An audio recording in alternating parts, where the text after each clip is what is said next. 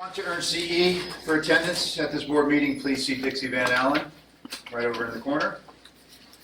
In order to receive CE credits, you are required to stay for the entire duration of the board meeting. This is a public meeting of the Board of Chiropractic Examiners. The date is July 25th, 2019, and the time is 9:03 a.m. Location is the Bristol Hotel, 1055 First Avenue, City Scene Room, San Diego, California, 92109. The board's paramount responsibility is to protect the health, the welfare, and safety of the public through licensure, education, and enforcement in chiropractic care. Please be aware that this meeting is being audio and video recorded, so please silence your phones. And we will now take roll. Mr. Rufino, can you please take the roll? Dr. Sergio Azzolino. Present. Dr. Dion McLean. Present. Frank Rufino, present. Dr. Heather Den. She will not be joining us today. Dr. Corey Lickman. Present. And Dr. David Paris. Present. We do have a quorum, Mr. Thank you. And we will now begin with the Pledge of Allegiance. Mr. Rufino, can you please lead us? We'll face that direction. Ready, begin. I pledge allegiance To the flag Of of the United States of America, and to the republic for which it stands, one nation, under God, indivisible, with liberty and justice for all. And at this time in our meeting, I am going to turn over the meeting to our Administrative Law Judge, the Honorable Deborah Nye Perkins, who will be leading us in the proceedings of two petitioners for reinstatement of their revoked license. Good morning, everyone. The first matter we're going to hear today is from Mr. Fuba Nguyen. You're Mr. Nguyen, I understand? Yes, ma'am. Okay, all right, we're going to go on the record here. Reporter ready? Yes. All right, I will open the record in the matter of the petition for reinstatement filed by Fuba Nguyen. This bears Office of Administrative Hearings, case number 2019-06-1073, and agency case number 2004-405. Today's date is July 25th, 2019. My name is Deborah Nye Perkins. I am an administrative law judge with the State of California's Office of Administrative Hearings, and I'm here assigned to sit today with a quorum of the Board of Chiropractic Examiners, which is convened here today to consider this petition. May I take appearance of counsel for the record, please? Good morning, Your Honor. Tori Poland, Deputy Attorney General, appearing on behalf of the people of the State of California in accordance with Business and Professions Code Section 2760.1 and Government Code Section 11522. Thank you, Ms. Poland. Mr. Nguyen, I understand you're representing yourself, correct? Yes. Okay, so let me explain a little bit about how the procedure works. Ms. Poland, you have the burden to prove that you're entitled to your petition. Typically, the party with the burden of proof presents their evidence first, but that's not how we're going to do it today. Ms. Poland is going to present her evidence in the form of a packet. She will give a brief summary of the case, and then you're going to have an opportunity to provide your own testimony with regard to your petition. The board members may have questions after Ms. Poland has an opportunity to give you questions. Then the board members may have questions of their own. Okay? After the presentation is finished and the documents are admitted, later on today the board will meet in closed session to consider your petition. Okay? All right. If you have any questions about procedure, please let me know. I'm happy to help as best I can, but I can't give you any legal advice. Okay? All right. All right. Ms. Poland, would you like to provide an opening or a summary of the case? Yes, thank you. We are here today on a petition for reinstatement. I would like to now offer a summary of this case. Petitioner was issued a chiropractor license on December 29, 2000. On July 1, 2004, a first amended accusation was filed against petitioner's license. Petitioner voluntarily surrendered his license effective November 8, 2004. He was barred from applying for reinstatement for 10 years. Prior to any reissuance or reinstatement of his license, petitioner was ordered to pay the board its cost of investigation and enforcement in the amount of $9,954. The basis for discipline in this matter were the following: inflated fraudulent billing, excessive treatment, insurance fraud convictions, convictions of crimes related to chiropractic practice, and convictions of offenses involving dishonesty. In this case, the Department of Insurance conducted a year-long investigation of 4 chiropractors, 1 law firm and attorney, employees of an auto body shop, and others using investigators who uncovered nearly $1 million worth of fraudulent activity. A Santa Clara County grand jury indicted petitioner and others at the conclusion of the investigation. On or about June 1st, 2004, petitioner was convicted of 2 felony counts of violations of penal code Ms. sections. Poland, I'm going to slow you down a little bit. I am taking my own notes, as you can see. I am just not that fast. Okay. Sure. So on June 1st, 2004, he was convicted. He was convicted of 2 felony counts of violations of penal code section 550, subdivision A, subdivision 1, which is presenting false insurance claims. In 2002, petitioner treated an undercover investigator who pretended that she had been in an automobile accident and she posed as a patient. Petitioner treated this patient close to 30 times over a 3-month period. The patient was not injured. Petitioner billed the patient's insurance company for services that were not provided to the patient and prepared a report stating the patient was injured as a result of an automobile accident. Petitioner submitted this report to an attorney who then negotiated a settlement on the patient's behalf with the auto insurance company. It is petitioner's burden to demonstrate that he is rehabilitated and safe to practice and that his license should be reinstated. Therefore, after introducing the exhibits, we have nothing further at this time, but reserve the right to cross-examine the petitioner or call him if he chooses not to testify. I neglected to do this first, but I'd like to mark the documents in this case for identification purposes. And I understand, Mr. Nguyen, you have this packet as well been provided to you. Actually, I did not, but I make my own copy for my case back in 2004.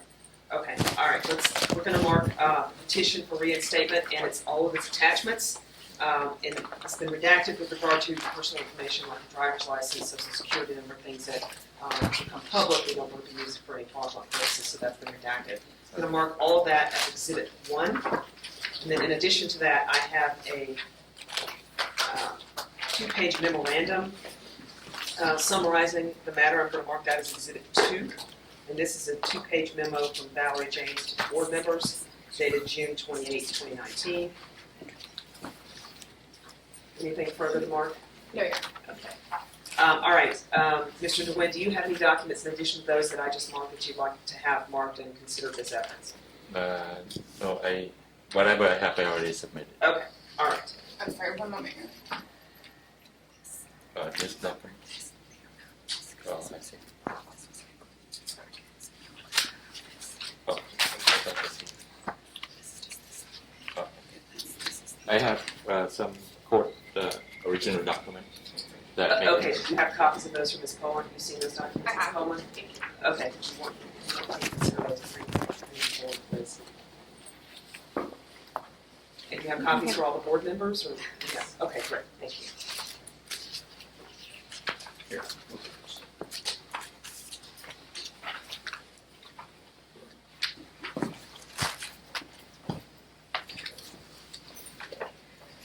All right, so I'm going to mark this document as Exhibit 3.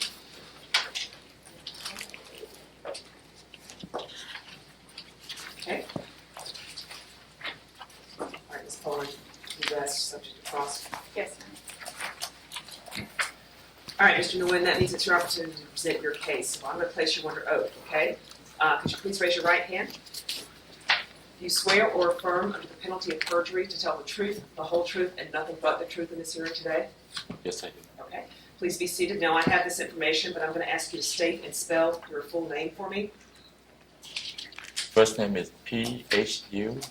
Last name is Nguyen, N-G-U-Y-E-N. Thank you, Mr. Nguyen. And what would you like to tell us today about why you're here?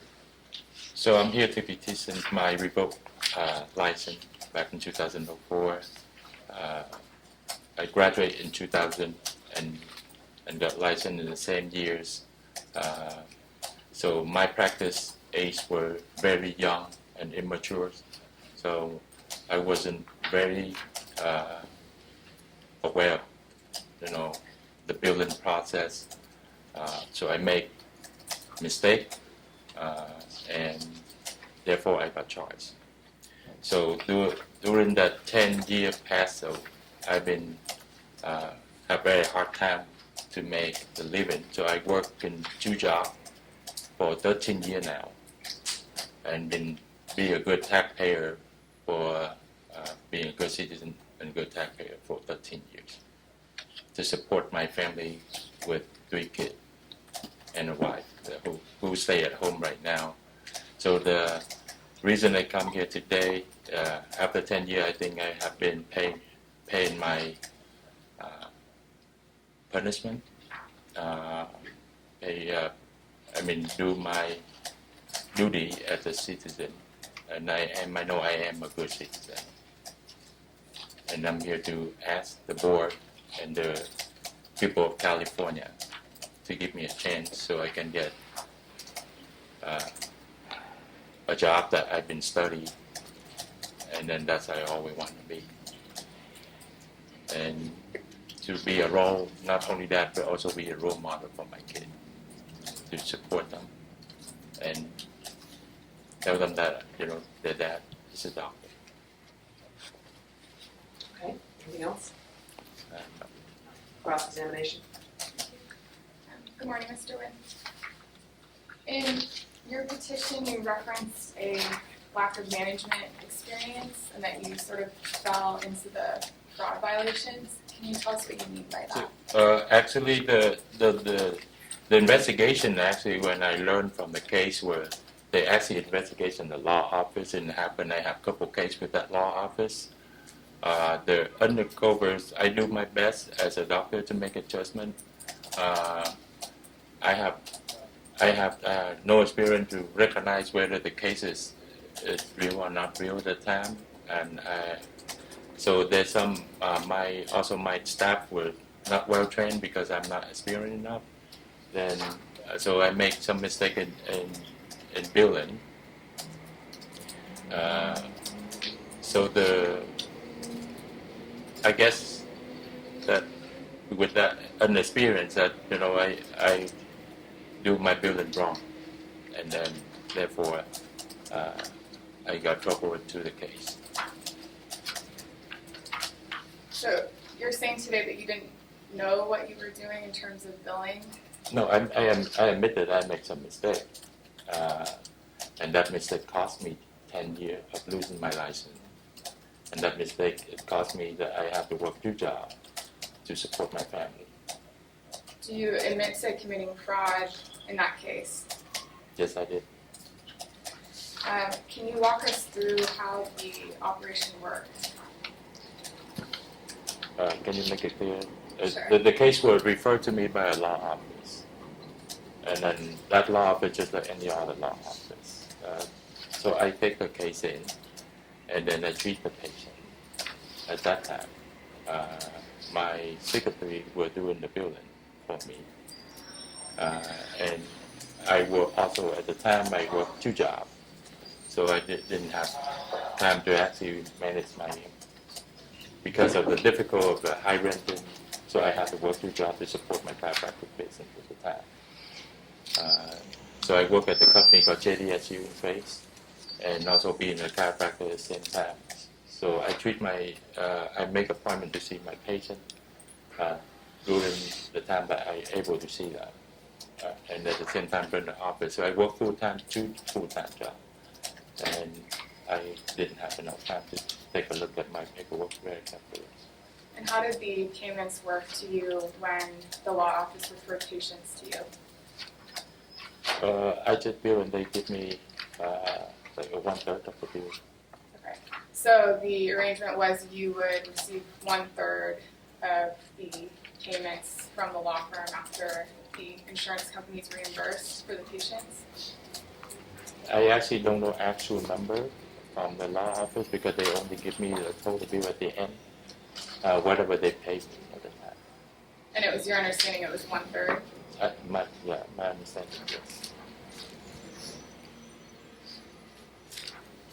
Mr. DeWitt, could you speak up just a little bit? I'm having difficulty Okay. hearing you.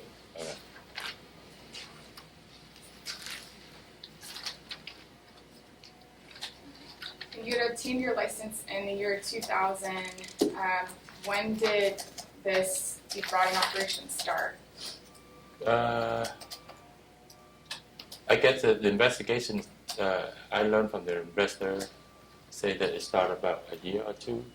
So it started probably around 2002, 2003, and 2004 when I got charged.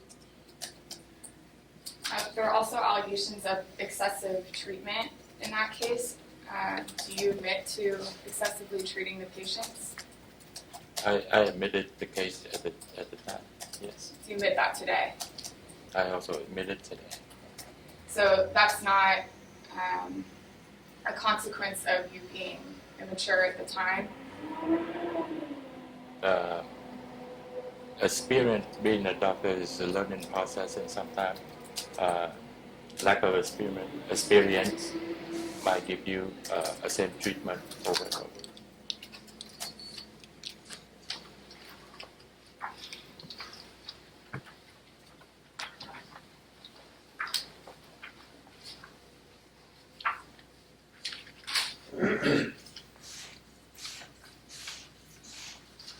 If I can turn your attention to, let's see, I believe it was marked as Exhibit 1 towards the back.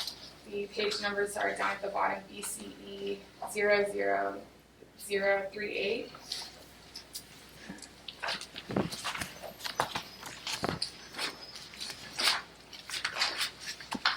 This is a portion of the amended accusation. Pages 38 through 42 list the treatment that was provided to the undercover investigator as well as the treatment bill. If you can take a look at a few of those pages.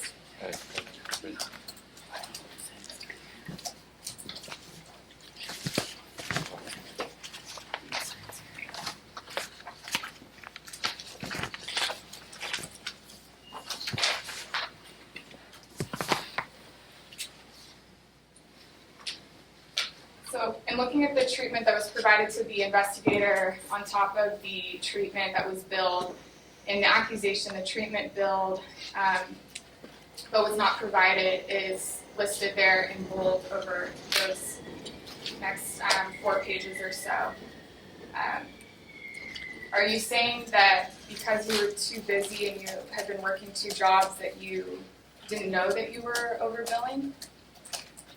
I would say so, yeah.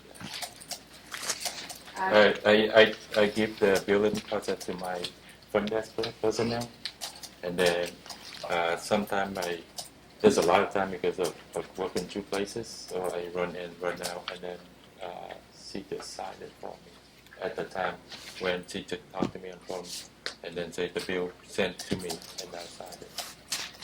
She talked to you on the phone and you told her what to bill? No, I didn't tell her what to do. She said that the bill is ready, so she left the paperwork on my desk at the time, and sometimes I run in because I treat patients during lunchtime.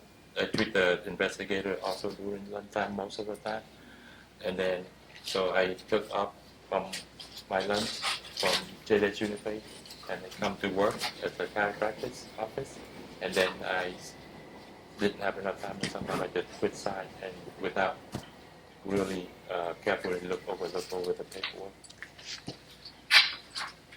So you're saying that you didn't have enough time to review the billing paperwork the close to 30 times that you treated this patient for 3 months? Yes. So almost every time that you treated this patient, you didn't have time to look over the paperwork. And then For the billing. if your license is reinstated, how would you do things differently? If my license reinstated, I will carefully look every single document that I do, and then treat the patient by the chiropractic guideline to improve my paperwork. One of the course that I took this year is the ICD code billing, so to understand a billing process a little bit better. And is that in the exhibit packet that you provided? Yes. Exhibit 3, I believe. Exhibit 3. Yes. The one that has the indictment on the first page. What was that CD about, Mr. Ray? Just tell you about how you document your the course told me also learn about the soap note, and then what should you bill, and then how you bill it correctly by Medicare guideline. That's a portion of it, and also explain certain ICD code and the update code for this year that we don't have it from previous year. Going back to 2002, would you have changed your practices if you had not been caught during that undercover investigation? I'm sorry, can you Sure. Going back to 2002, what was happening then, would you have changed your practices if you had not been caught during that undercover investigation? Or would you have continued, as you say, having your staff member put together the bills and you would sign off without looking at anything? If I knew I make mistake with my best knowledge, then I would improve it every day to make the practice better, to make them more correctly in terms of under the law or in terms of being a doctor. Did you not think it was wrong that you would receive a cut of the profits from the law firm that referred these patients to I you? would not do this again if I have my license. I would practice just the way to be a straight doctor. You come to I render the service and then you pay. I will not looking forward to work for any attorney to get any business from them or anything like that. And this occurred with more than one patient, correct? I don't have many patients with that law office, probably around maybe five cases or 7 cases max. And then I already been in trouble.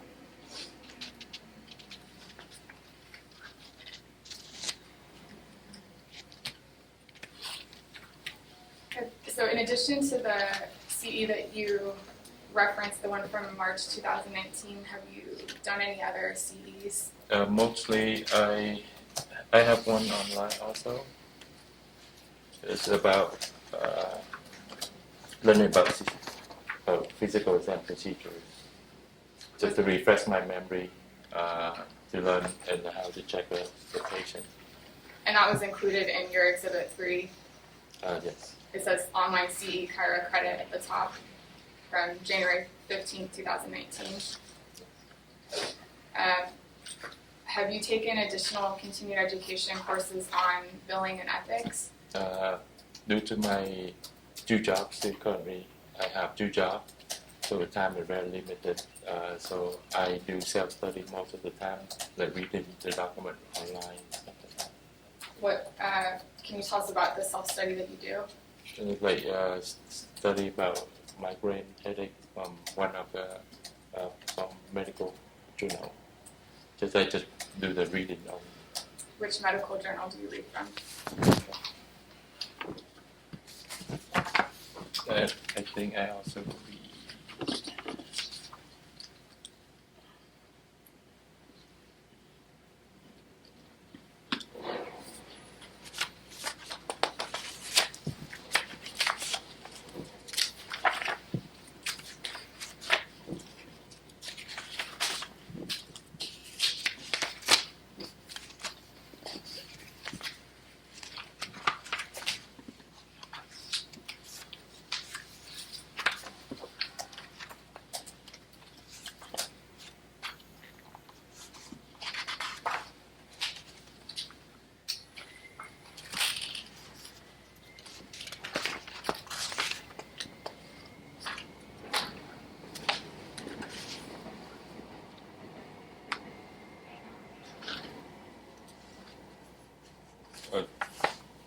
On page number 5, actually, there are a couple of documents I listed here.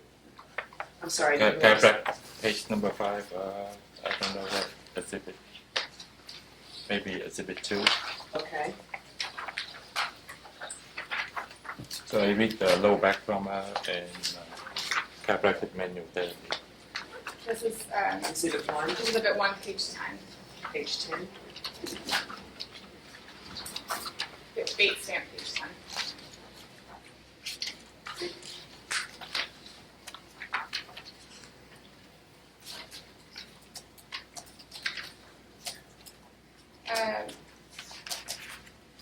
So your license has been in surrender status for approximately 15 years, 14, 15 years. Have you completed any additional continued education courses besides the two that you mentioned earlier? I didn't really go to the court. The court of continuing education during that 15 years because I worked 2 jobs to support my family. But I still go to my friend who are chiropractors current, and then we still talk about chiropractic, and I still learn it from him a lot. The office is nearby my house. How often do you meet with that person? Probably at least once a month. And is he a doctor? He's He said, licensed? Once a month. What do you discuss during those meetings? because his office pretty, there's a lot of equipment pretty high tech, so I come and learn the new technology about the traction table, about the new table that he have in the office, that what they use the technique for, why he buys the new equipment for his office. How long have you been meeting with him? Oh, we always been a good friend, so we meet him often. Last time I met him probably about a month. A month ago. Yes. What's his name? Dr. Frank Tran.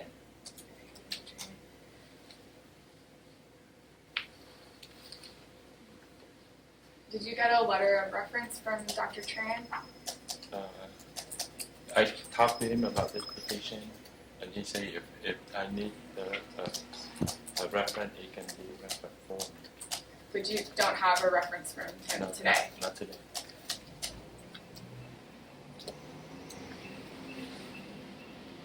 You were convicted of the 2 felonies. You were placed on formal probation for 3 years and then sentenced to 4 months of county jail.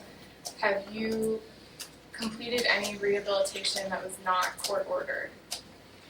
I mean, after I completed probation without any violation, and also I've been 15 years. I don't even have a traffic ticket, so I never been violated of anything right after the charge. The crimes that you were convicted of involve moral turpitude and dishonesty. What assurances can you give the board that if your license were to be reinstated, that you would practice in an ethical and honest manner? I'm here to ask the board to relicense my license so I can be just a doctor, be just a chiropractor who provide chiropractic care to the public. I'm not here to get a real job that I've been studying, and also I want to tell the board that I don't want to do with the insurance through the lawyer office, because in that they're too complicated that I can something that unhide that I didn't know back in the days, and the mistake have been made to that action, and I try to avoid it. And if I license today, I will avoid it. It sounded earlier like you were blaming the staff member who did your billing. Do you understand that it's on you? It's my responsibility. Because my staff is my responsibility. One thing I learned from the past is you cannot be 2 places at the same time. This time I want to be in one place, be in my office and take care of my business. Sir, can you repeat that a little louder? I learned from the past that if I work 2 places at the same time, then I could not be 100% to focus on what my job is. So this time, if I'm licensed, I just want to be in one place, at my office, and take care of my business, honestly.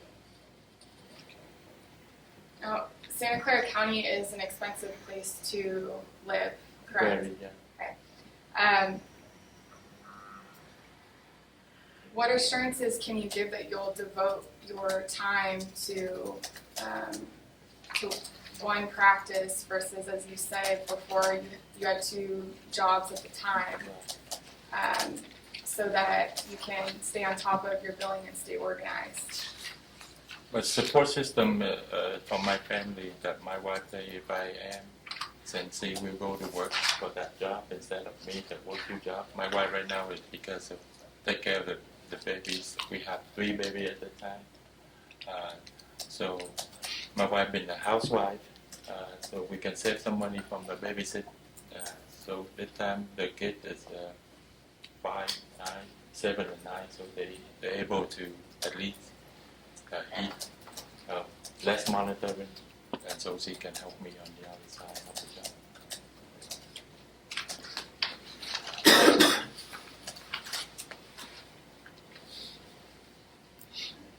You submitted your employment history, looks like from 1991 through the present.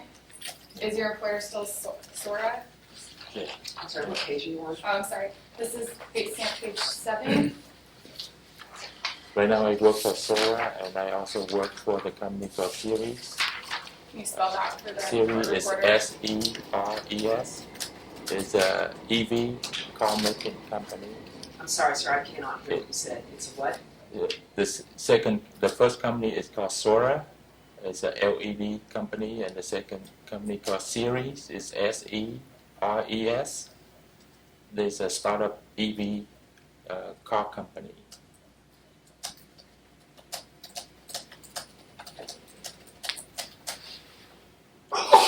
Have you completed any volunteer work since your license was surrendered?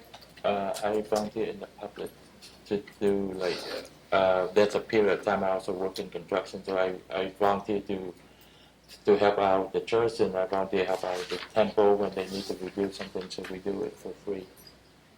We just help the local organization or local temple. And when did you do that work? Do the temple in Morgan Hill back in probably 2008, when my friend asked me if I have time, come and help, so now just come and help. Have you done any recent volunteer work? Lately, I still work 2 jobs, so I work day and night. I don't have time yet. I would love to. What is your work schedule now? My work schedule from 6 a.m. to 6 a.m. I work almost 24 hours a day. So 6 a.m. to 6 p.m.? 6 a.m. to 5, and then I have to go from 5. I have to drive to the second company and work from 6 to 6. So I slept in the car for 10 years. And how many days in a row do you maintain that schedule? I work 5 days a week, and then sometimes there's some overtime. So you're working from 6 a.m. to 5 p.m. at one job, and then 6 p.m. to 6 a.m. the following day at the second job? Yes. If I start out my week, I have to leave the house at 6 a.m. because the traffic in San Jose. I'll be at work around 8, and then I work until 5, and from 5 I drive to Fremont, from Milpitas to Fremont, take another hour. So I start out at 6 at Sora, and I work at Sora until 6 in the morning. And then you drive from the workplace at Sora Back to Series. is Series first, or did you Series include day job. Series is an EV car company. It's a daytime job. Sora is a nighttime job. Series, you didn't Called SF Motors. Right now they changed the name of the company called SF Motors, and they just changed the name to Series. did you include that employment in your petition packet? Before Series, I worked for Lucid. It's also a car company.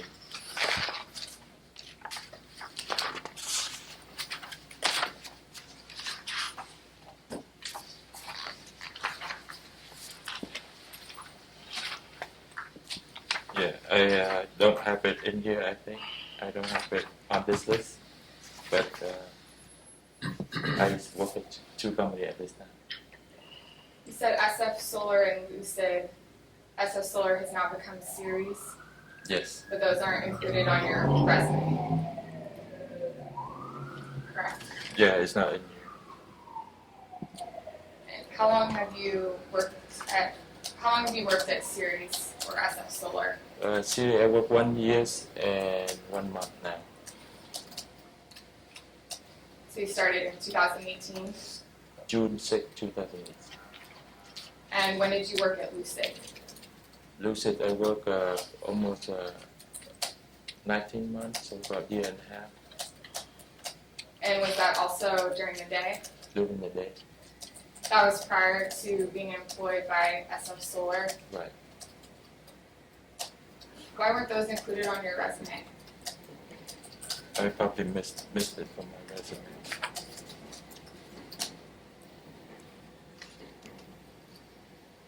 So you work that schedule for 5 days in a row, and then you sleep on the weekends. I sleep on the weekend or hang out, try to be awake so I can spend some time with my kids. Do you sleep at all during the week? The nighttime job, and because I do as an equipment engineer, so when the equipment did not go down in the production, I have chance to take a rest, like a power nap or something. So regain my energy, but I don't have much of choice because the living is so expensive. Why have you decided to apply to reinstate your license now? Part of it is my family. Part of it is economically reason because I work 2 jobs, but I still don't make enough to feed my family. And also, part of it is a dream.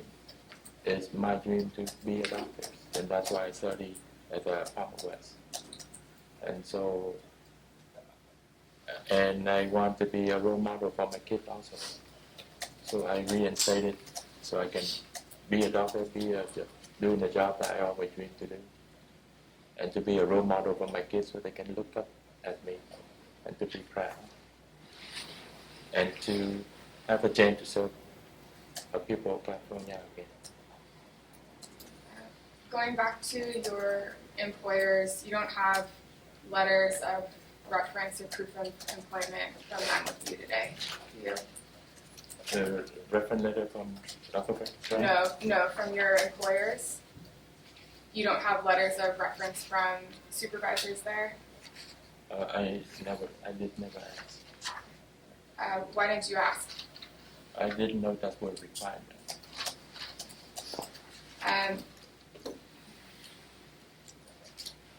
In your petition, the question 5 asked about post-graduation or refresher courses, and you left that blank on your application. I know you said you've been doing self-study. Have you taken any refresher courses since surrendering your license? Most recently, I did 2 courses that I did I believe it's 24-hour total in continuing education. And so far, if I got reinstated again, I would like to go to clinical course and then adjustment technique to refresh my memory again.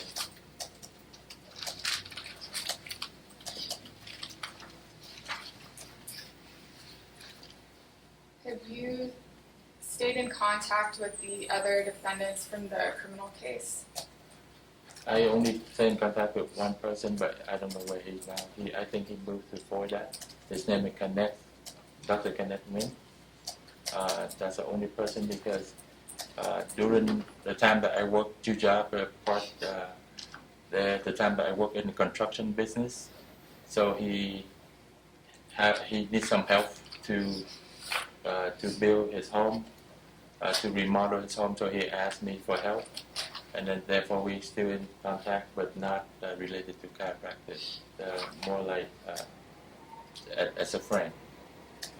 When did you work in construction? I work in the construction. I took a test and I am also licensed in construction, but construction did not make enough living for me. Did you work in construction after surrendering your license? Yes, What was the name of the company? I work for multiple names, but Trend General Construction. I work for Solar City. I work for some private contractor. So right now I am licensed also, just because it's for me to do the job I require to have license. So I do have license as a contractor.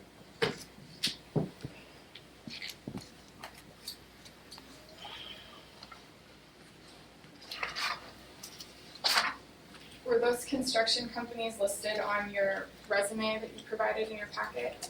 No, not because it's mostly part-time job, but I don't have. I work 2 jobs all the time, so it's mostly part-time only. So So it's not listed. Right, you've referenced that you've worked 2 jobs for a long time, but some of those jobs aren't listed in your resume. some of the job, but on my I still pay tax for it on my tax description.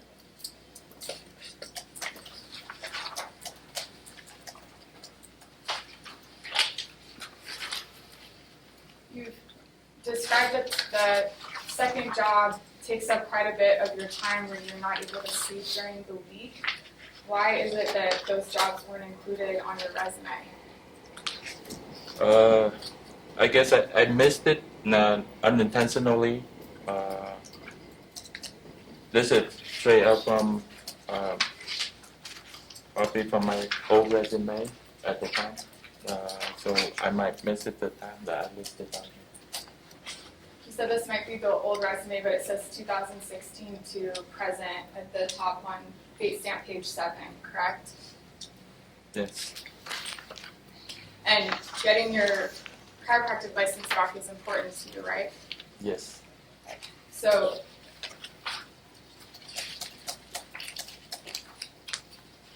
you're saying that you might have provided us with an older resume in your petition packet?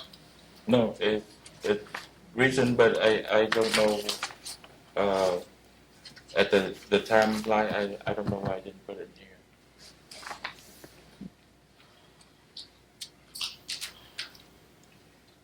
here. Like First Solar, I've been working with First Solar for a long time, but the shorter, I mean,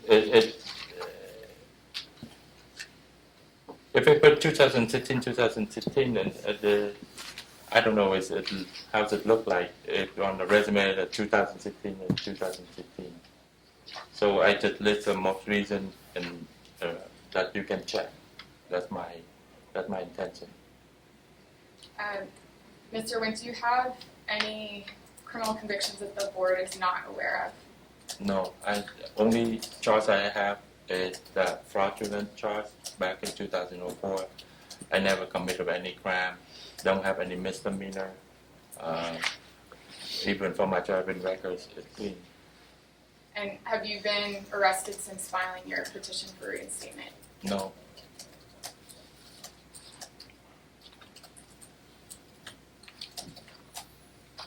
I have nothing further. You might want to do this card back unless you're playing on. Thank you. And I'm assuming we want to deal with initially these documents. We have 3 documents. Are there any objections to my receiving exhibits 1, 2, and 3 into evidence and all? Do you have any objections to that, Mr. Nguyen? No. Any objections? No. All right, exhibits 1, 2, and 3 are admitted. Okay, I have a couple of questions, and then I'm going to open it up to the board for questions. Mr. Nguyen, what is your current age? I am 48.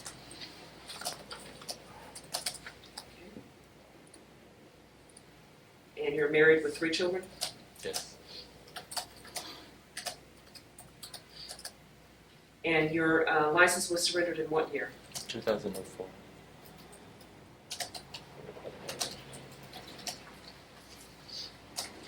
Okay, I'm going to open it up to the board members for any questions. Do we have any questions from any board members to my right? Let's start. Okay. Mr. Gwinnett, I have just a couple questions to clarify. So it's been 15 years since you have lost your license, and is it correct that you've only completed 2 courses? Yes, that's correct. And you stated you were studying a medical journal about migraines, but I only see. Yeah, I read it. I didn't listen. I just read it from my own interest because a couple of people that I know they have migraine and they got treated but never get better. So I do a little study to advise them. Okay, and Yeah. counsel asked you which medical journal that was, and you referenced the 2 here, referencing lower back Yes. trauma.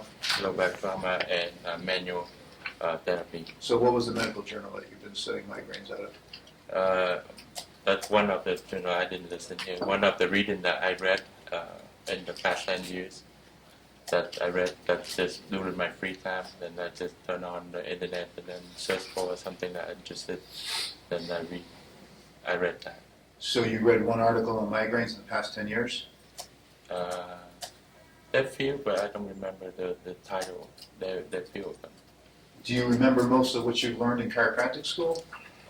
Most of what I learned is to remove subluxation and create a good flow for the nerve system that can self-cure itself, the body. And also adjustment, the alignment of the bone will play a very important role in our health. Have you had any practical experience in the last 15 years in keeping up your skills? I cannot practice. I can only discuss with my friend and learn. I also get chiropractic treatment myself continuously for the last 10 years. So, and then from that visit, and that's how I met my doctor trained that treat me, and then I learned from him. Okay, and did I hear incorrectly, do you have a contractor's license or you're working for a contractor that is licensed? I am a licensed contractor You are a licensed contractor? Yes. Since when? since this year. You just became licensed? Yes. And did you disclose to the contracting board that you have lost your chiropractic license? Yes, I submit everything that you have in that packet. The state board of the contractor license also has. Okay, and just from my calculation, it seems that you're sleeping about an hour a day. Well, I got probably 2-3 hours a day for my break, and I take the power nap during when the tool not down, when the equipment not down. Then I take nap 2 to 3 hours a day. And is this heavy machinery that you're maintaining? They call capital equipment. The machine is high tech in semiconductor business. And is your employer aware that you are so sleep deprived? I don't know they're aware, but they know. I know I do take naps. Do you feel that there's any responsibility to be in your best state in maintaining that equipment if it's possibly endangering the lives of others? No, because I work and I have a partner that work with me also, and the team usually pair up with 2, and they're people that helping me to do a job. If anything that danger to others, I would not perform. Okay, so it seems to me that you're once again passing responsibility to others for your No. duties? No. I'm a higher technical level, so when they cannot fix it, then it's my turn. So I basically they call me as the escalation call personnel, meaning that if they cannot fix it, then I'll fix it. So I cannot pass it on to anybody. Okay, one last question. According to your statement, you said it was inexperience that led you to perform fraudulent behavior? I admit that I make mistakes. Inexperience that not very understand well about the law, that when I work with a law office and if I take my portion cut, it's illegal. I honestly at the time I do not understand that law. So therefore the relationship between me and the law office illegally unintentionally, but the mistake have been made. So my question is, given that you did not understand the law, do you believe that's the fault of the school, that you did not understand the laws and the rules and regulations of chiropractic?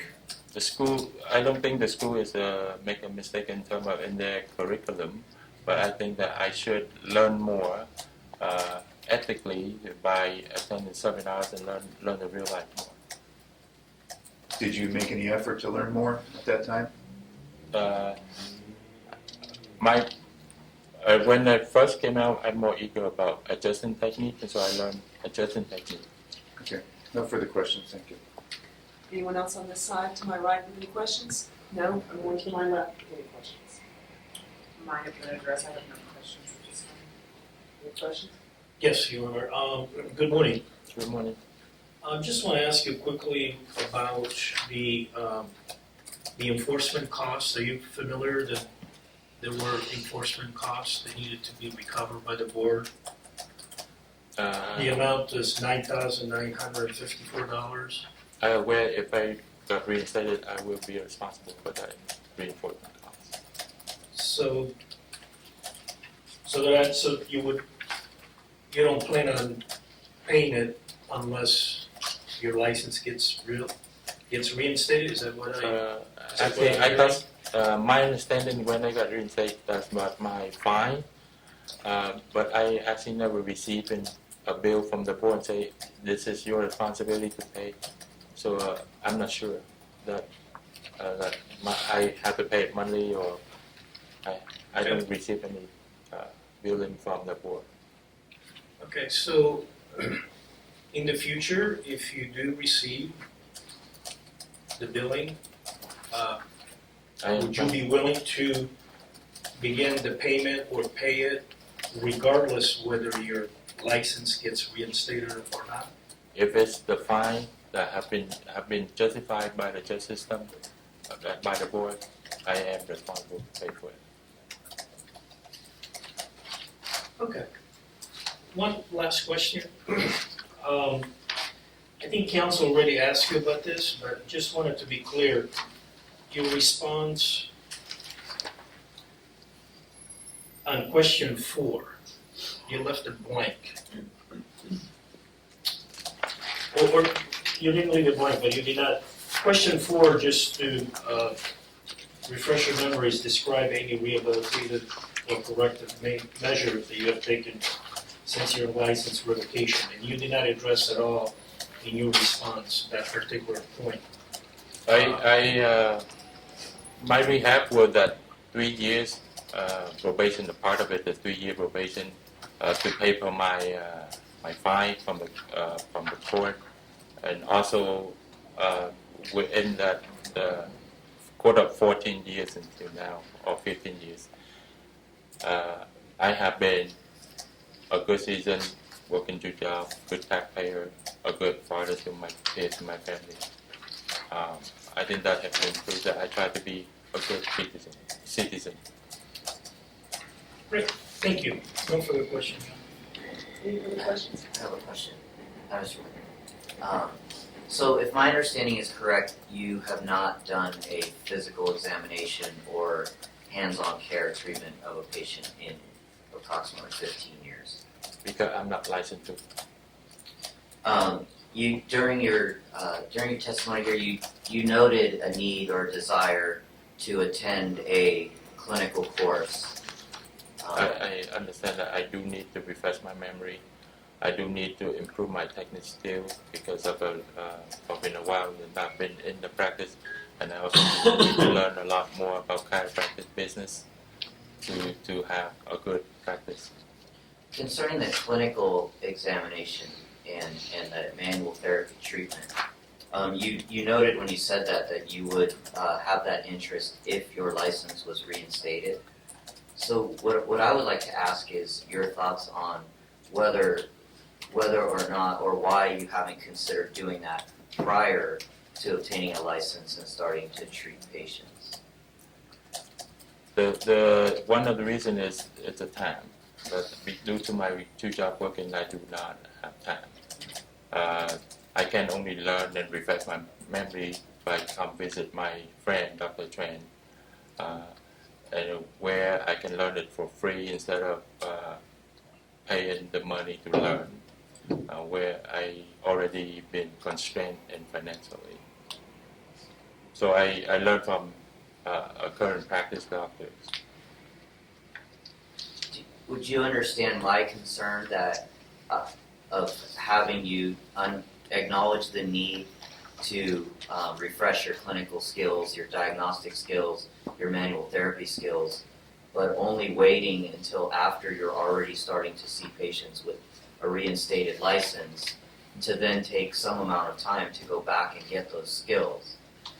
And do you understand my concern? I understand your concern. That's why I try to explain that those I work a lot, but I always have the intention get myself chiropractic care for a lot for 15 years. Then from as being a doctor of chiropractic, when people work on you, you also have a feedback from the doctor. The doctor not to treat me as a doctor, but he treat me as a patient, and he explained that during that process, a lot of things that actually come back to me and refresh me as a being a doctor myself. Thank you. Any questions? I do not have any. I'm sorry, I have a Sure. question. I just have two follow-up questions. You mentioned several times that you spend some time with your friend, visiting with your friend and being adjusted. When does that occur in your schedule? It's weekend. My doctor works on the weekend. And are you aware when seminars typically occur? Sometimes typically occurs sometime on the weekend also.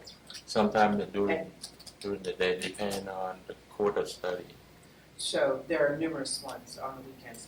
And you said you work typically Monday through Friday, Yes. correct? Okay, I have nothing further. Anyone else? I just have one point of clarification. You mentioned that you're not aware of the board's bill. Is that correct? Yes, I've never been billed. Yes. Okay, so there's a signed stipulation that you signed on August 26, 2004, which states on Bait Stamp 16, line 15, respondent shall pay the board in costs of investigation and enforcement in the amounts of $9,954 prior to the issuance of a new and reinstated license. Were you aware of what you were signing at that time? My understanding at that time, when I reinstate my license, that's my responsibility to pay.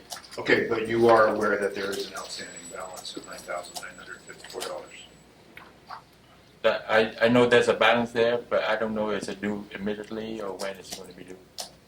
Does it at all dawn upon you that it may be worth asking about that prior to coming to the I board? called the board member a few times, but nobody have been mentioned. to When me. did you call the board? About my reinstatement, when can I do it, and when can I not do it? Did you document your phone calls to the board? No. Okay, no further questions. Anything further? All right, given there are no further board questions, is there anything else you'd like to add, Mr. Nguyen? What I have been saying is always that I have made mistake, and I'm here to ask for the second chance. I'm here to ask not just the board, but the people of California. The last 15 years, I have been trying to prove that I am a good citizen, I am a good person, and I can be a good person. I had the board to let me to have a chance to get my license back so they can do a job on my team, and also to support my family. Okay, closing statement. Thank you. The people believe that the evidence is thin here for reinstatement. There are no rehabilitative measures other than court-ordered sentencing. Petitioner does not have any references from current or previous employers, and the employment history is a little suspect. The continuing education courses are extremely minimal given that the license has been surrendered for 15 years. There have been only 24 hours total in 2019, and only 2 of those hours were from ethical courses. Additionally, there is no proof of clinical seminar attendance. The people aren't sure that we're getting the full picture here. He blames the conviction on lack of managerial experience and staff, and signing off on billing without looking at it, which appears to be a lot of excuses. Given the extensive fraud operation and the seriousness of the convictions, the board should expect greater evidence of rehabilitation than is shown by this petition. The proof presented must be sufficient to overcome the court's former adverse judgment of this applicant's character. If the board is inclined to reinstate petitioner's license, then prior to issuance, he owes $9,954 in enforcement costs. Thank you. Closing. Go ahead. The rehabilitation portion that she mentioned it, due to my time of working the job and also as a family father, besides volunteer to do a local temple work, and my wife actually volunteered for a school where my kids study. I support financially for family. Then I actually run out of time to do anything else besides to make a living to support the family. I work 2 jobs and not enough time to sleep. It's not like I don't want to do volunteer work for the community. I just myself actually I run out of time. All right, so with that, everything has been submitted, all the documents have been submitted, and so the evidence has been submitted and the record is closed. We will meet in closed session later today. Petition. Okay? Thank you very much. Thank you.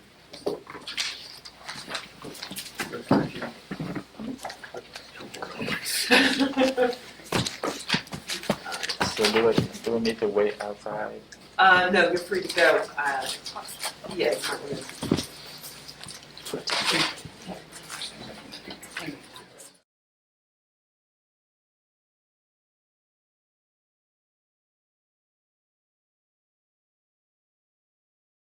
petition for early termination of probation, filed by Mohammed El Shimi.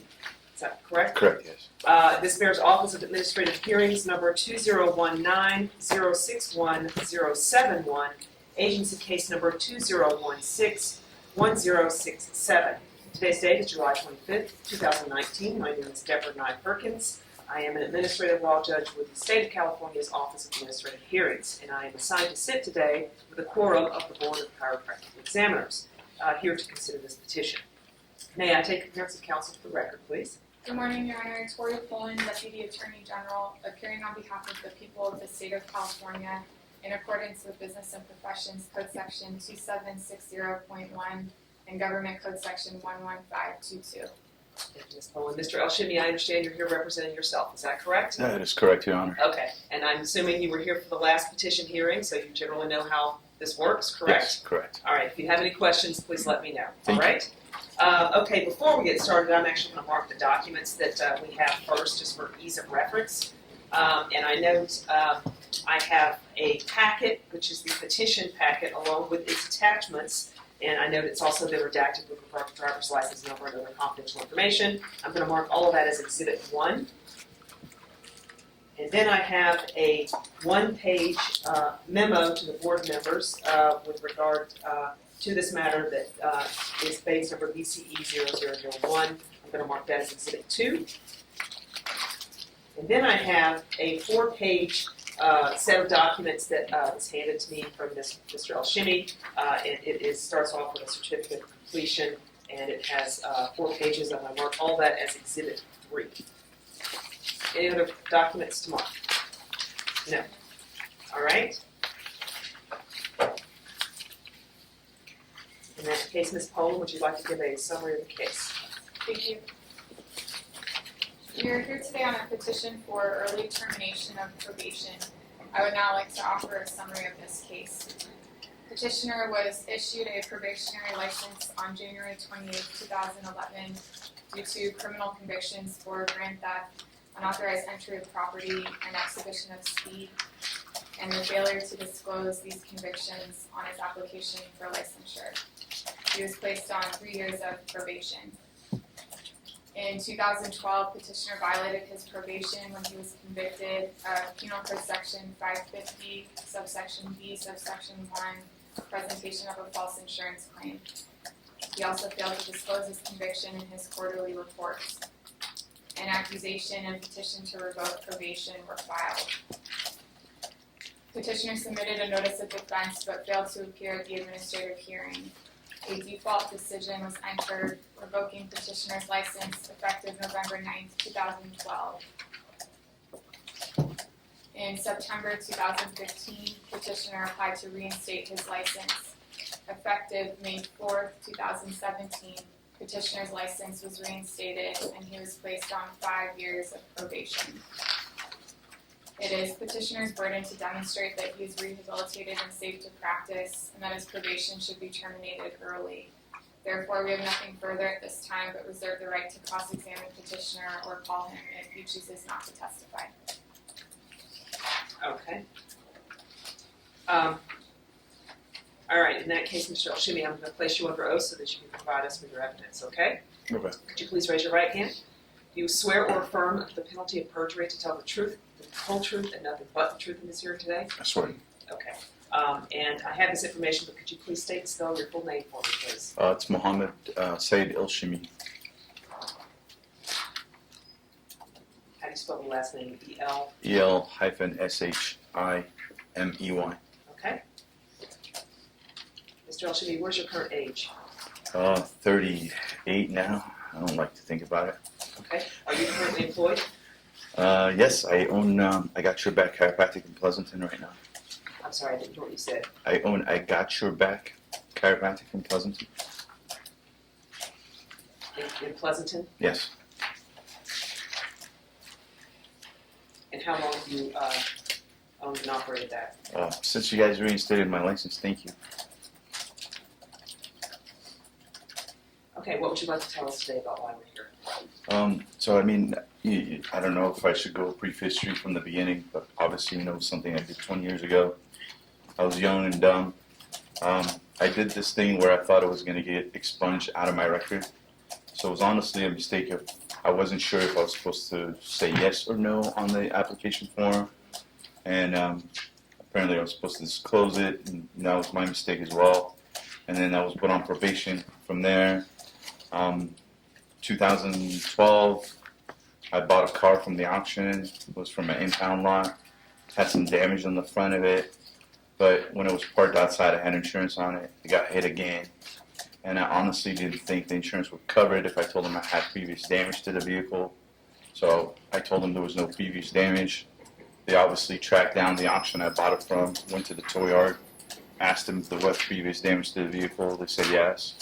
So then I got busted for lying on that statement as well. At that point, I left the country, went to Egypt. I was practicing there. Obviously got unsafe after a while politically, and it was just not safe to stay. And then I came back and then applied for reinstatement, and you guys thankfully gave it back to me. I've been adhering to all the orders of it, the 16 terms and conditions that I was ordered to do. I passed my spec exam. The one thing that's been really a burden for me though is the monitoring that's being done with the CPA. It's been really difficult to find a company that does any of the CPA monitoring. I'd had to literally outsource it out of state, and then any CPA I call, they say they're not familiar with any of this, board orders or this monitoring process. So I have to work with an out-of-state company to hire somebody locally that has to hire an assistant and come out. And every time they come out, they charge me $500 for him and her just to come out. And then I get a bill for like $3,000 every time, close to that. So that has been really hindering me as far as business growth. I have to obviously pay a lot more than I did when I was here back in the day. Just to go to a farmer's market, I have to pay $300 now. Just to pay for Google ads, everything else. I'm not even hiring anyone at this point because I can't even afford it. I literally had to keep working still with Lyft and Uber. Actually, while even doing Lyft and Uber, I got injured. I don't know if you can see the scar right here. Drunk lady with a glass bottle broken over my head. I didn't think it was safe to do it anymore, so I started even doing DoorDash. I have to pay rent for my office space. I have to pay rent outside of the office. I have a wife that doesn't speak any English, so there's not going to be any job that would provide, enough money for us to get daycare. So my wife stays home, takes care of 2 kids. I literally have to provide for both of them and the wife, and also take care of my disabled parents. So all this has put a lot of financial burden on me, to the point where I even started doing DoorDash with the family sometimes. Like, I'll take my wife and my kids in the car and do DoorDash. Even got in a car accident with her. Broke her wrist at one point because the airbag went off. Had to deal with that as well, being off of work for a while, for almost like 2 or 3 months, just to take care of the kids. Couldn't even go to work. I had to leave the country again for like a month and a half, or a little over a month, to go to my in-laws to kind of help with the kids' situation as well. And then I came back again. So it's been really tough financially as well. I ask you if you do anything, even if you don't terminate my probation, if you can just please get rid of the monitoring thing. I don't take any insurance. I understand you guys are trying to protect the public by doing this, because it was an insurance case. Even though it was insurance that's not related to work, it was my own vehicle insurance. It wasn't something that was, jeopardizing the safety of the public. I don't deal with insurance. I don't even think insurance are a good fit for my practice. They've never been. I always do the best for the patient. I do very disciplinary practice techniques, so I use knee, chest, upper cervical technique and Gonstead method. Depending on what the patient shows up or presents with, I also use a toggle recoil technique. So we use a lot of instrumentation in analyzing the patient as far as thermography, ghost code. I believe I'm as safe as it could be, as far as practicing chiropractic and the billing practice as well, because I don't deal with insurance at all. I don't know if you guys are familiar, obviously, with insurance there.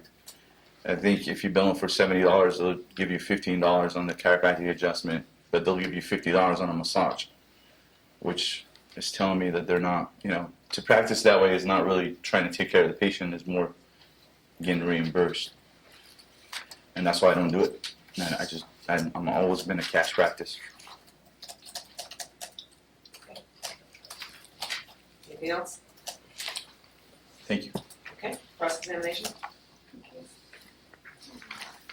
Good morning, Mr. Elshimi. Good morning.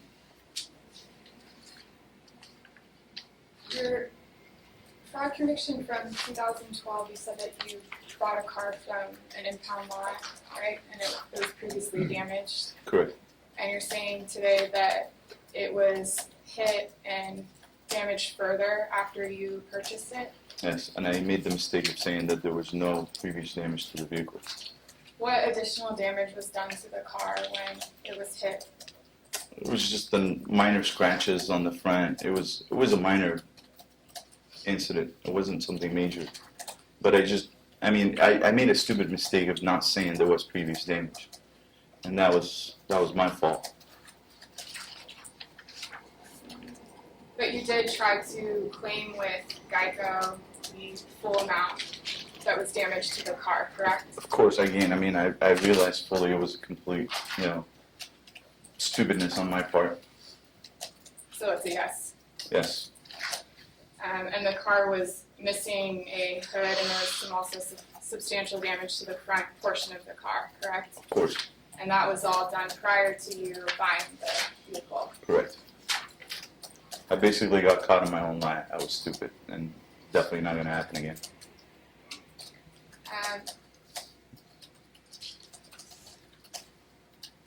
In your petition and today, you talked a little bit about putting down on the application form for the insurance that there wasn't damage to the vehicle, but do you realize that the actual basis for the conviction was you filing a false claim with Geico for the full amount of the damage to the car? I believe it was a false statement. Just basically saying that there was no previous damage to the vehicle. You see it is it in the notes in here? I'm talking about the underlying facts of the case. The crux of it was that you filed a false claim with Geico, not just that you told them that there wasn't damage to the car. Yeah, correct.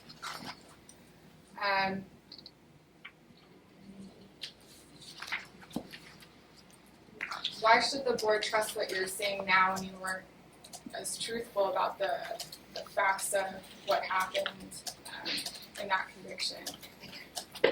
It's been over 10 years, or close to 10 years now, since that conviction. I've been to Egypt and back. I have 2 kids. I have a wife. Responsibility of me providing is a lot more than it was back in the day. I mean, I was single. I just have a lot more on my shoulders now to risk than before. And the conviction occurred in 2012, right? So approximately 7 years ago. Yeah, I had no kids, no wife. What do you believe is the purpose of being on probation? To protect the public. Why do you feel that you were placed on probation? To protect the public. Do you recognize why the board would want your billing practices monitored? I know you touched on that a little. Of course, because it was dealing with insurance. It was borderline. Even though it wasn't, something I did at work, I'm not saying it's something, that's a lesser of a crime. It's still a crime, and I paid for it. And what do you mean, what was borderline? I mean, because it wasn't related to practice. Like, I didn't do something wrong while I was practicing chiropractic. You understand? Do you realize why the board would be concerned if you're committing fraud in one area of your life that it may translate to the employment part of your life? Yeah, now I do. Before I didn't.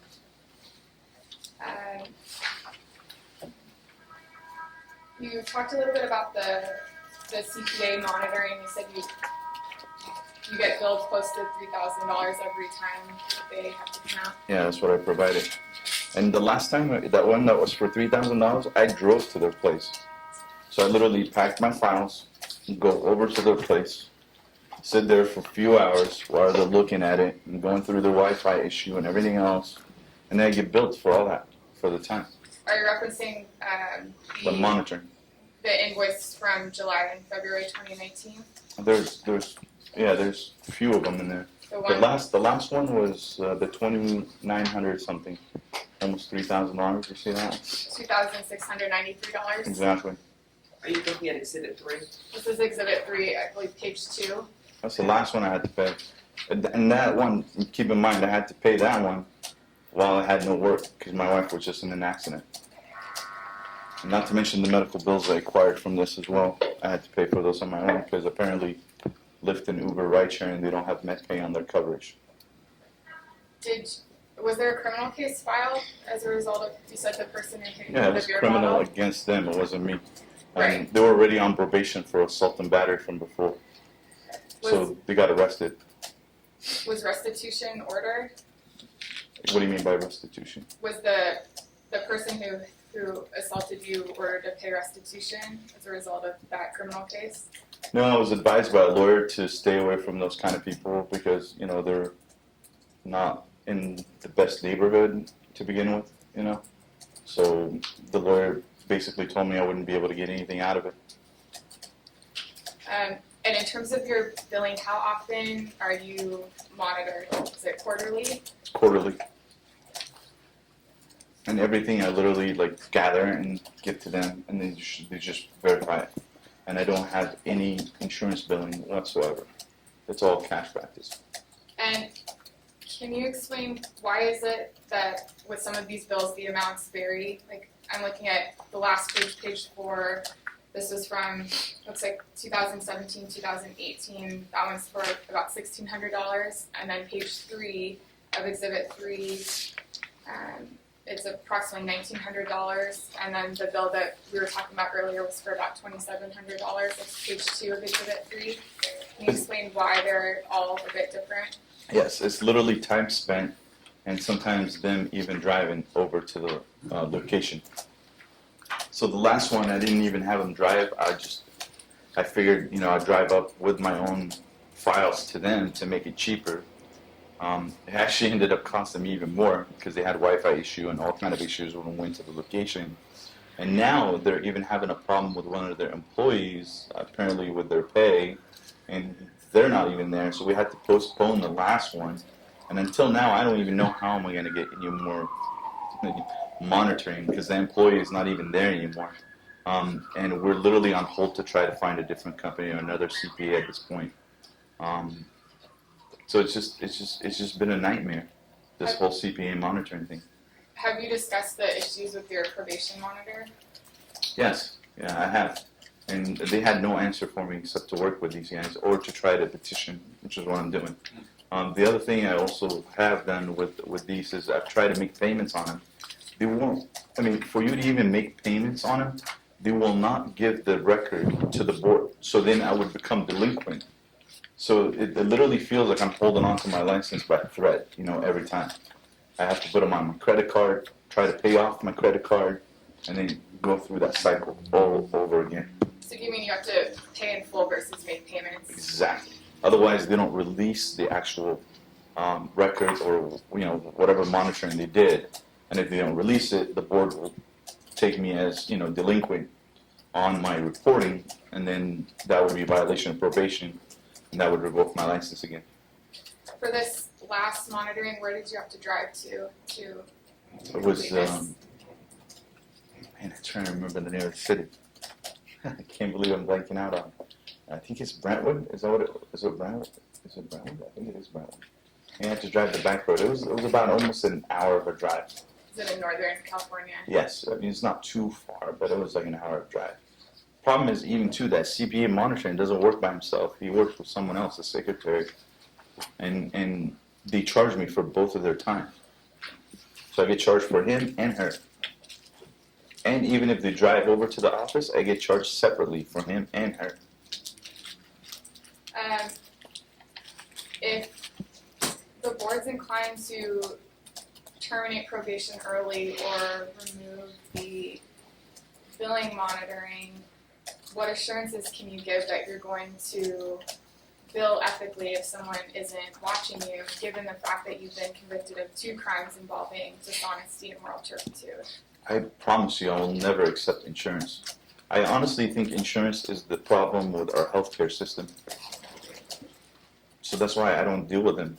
My model of practice never fit with the insurance. For you to take insurance, you would have to be doing all the other modalities to make any money off of it. So you'd have to be doing, PT, Russian stems, ultrasound, all the massage therapy, all the other therapy that you can actually get money for. Chiropractic adjustment, they might give you $13, $17 for it, if they do.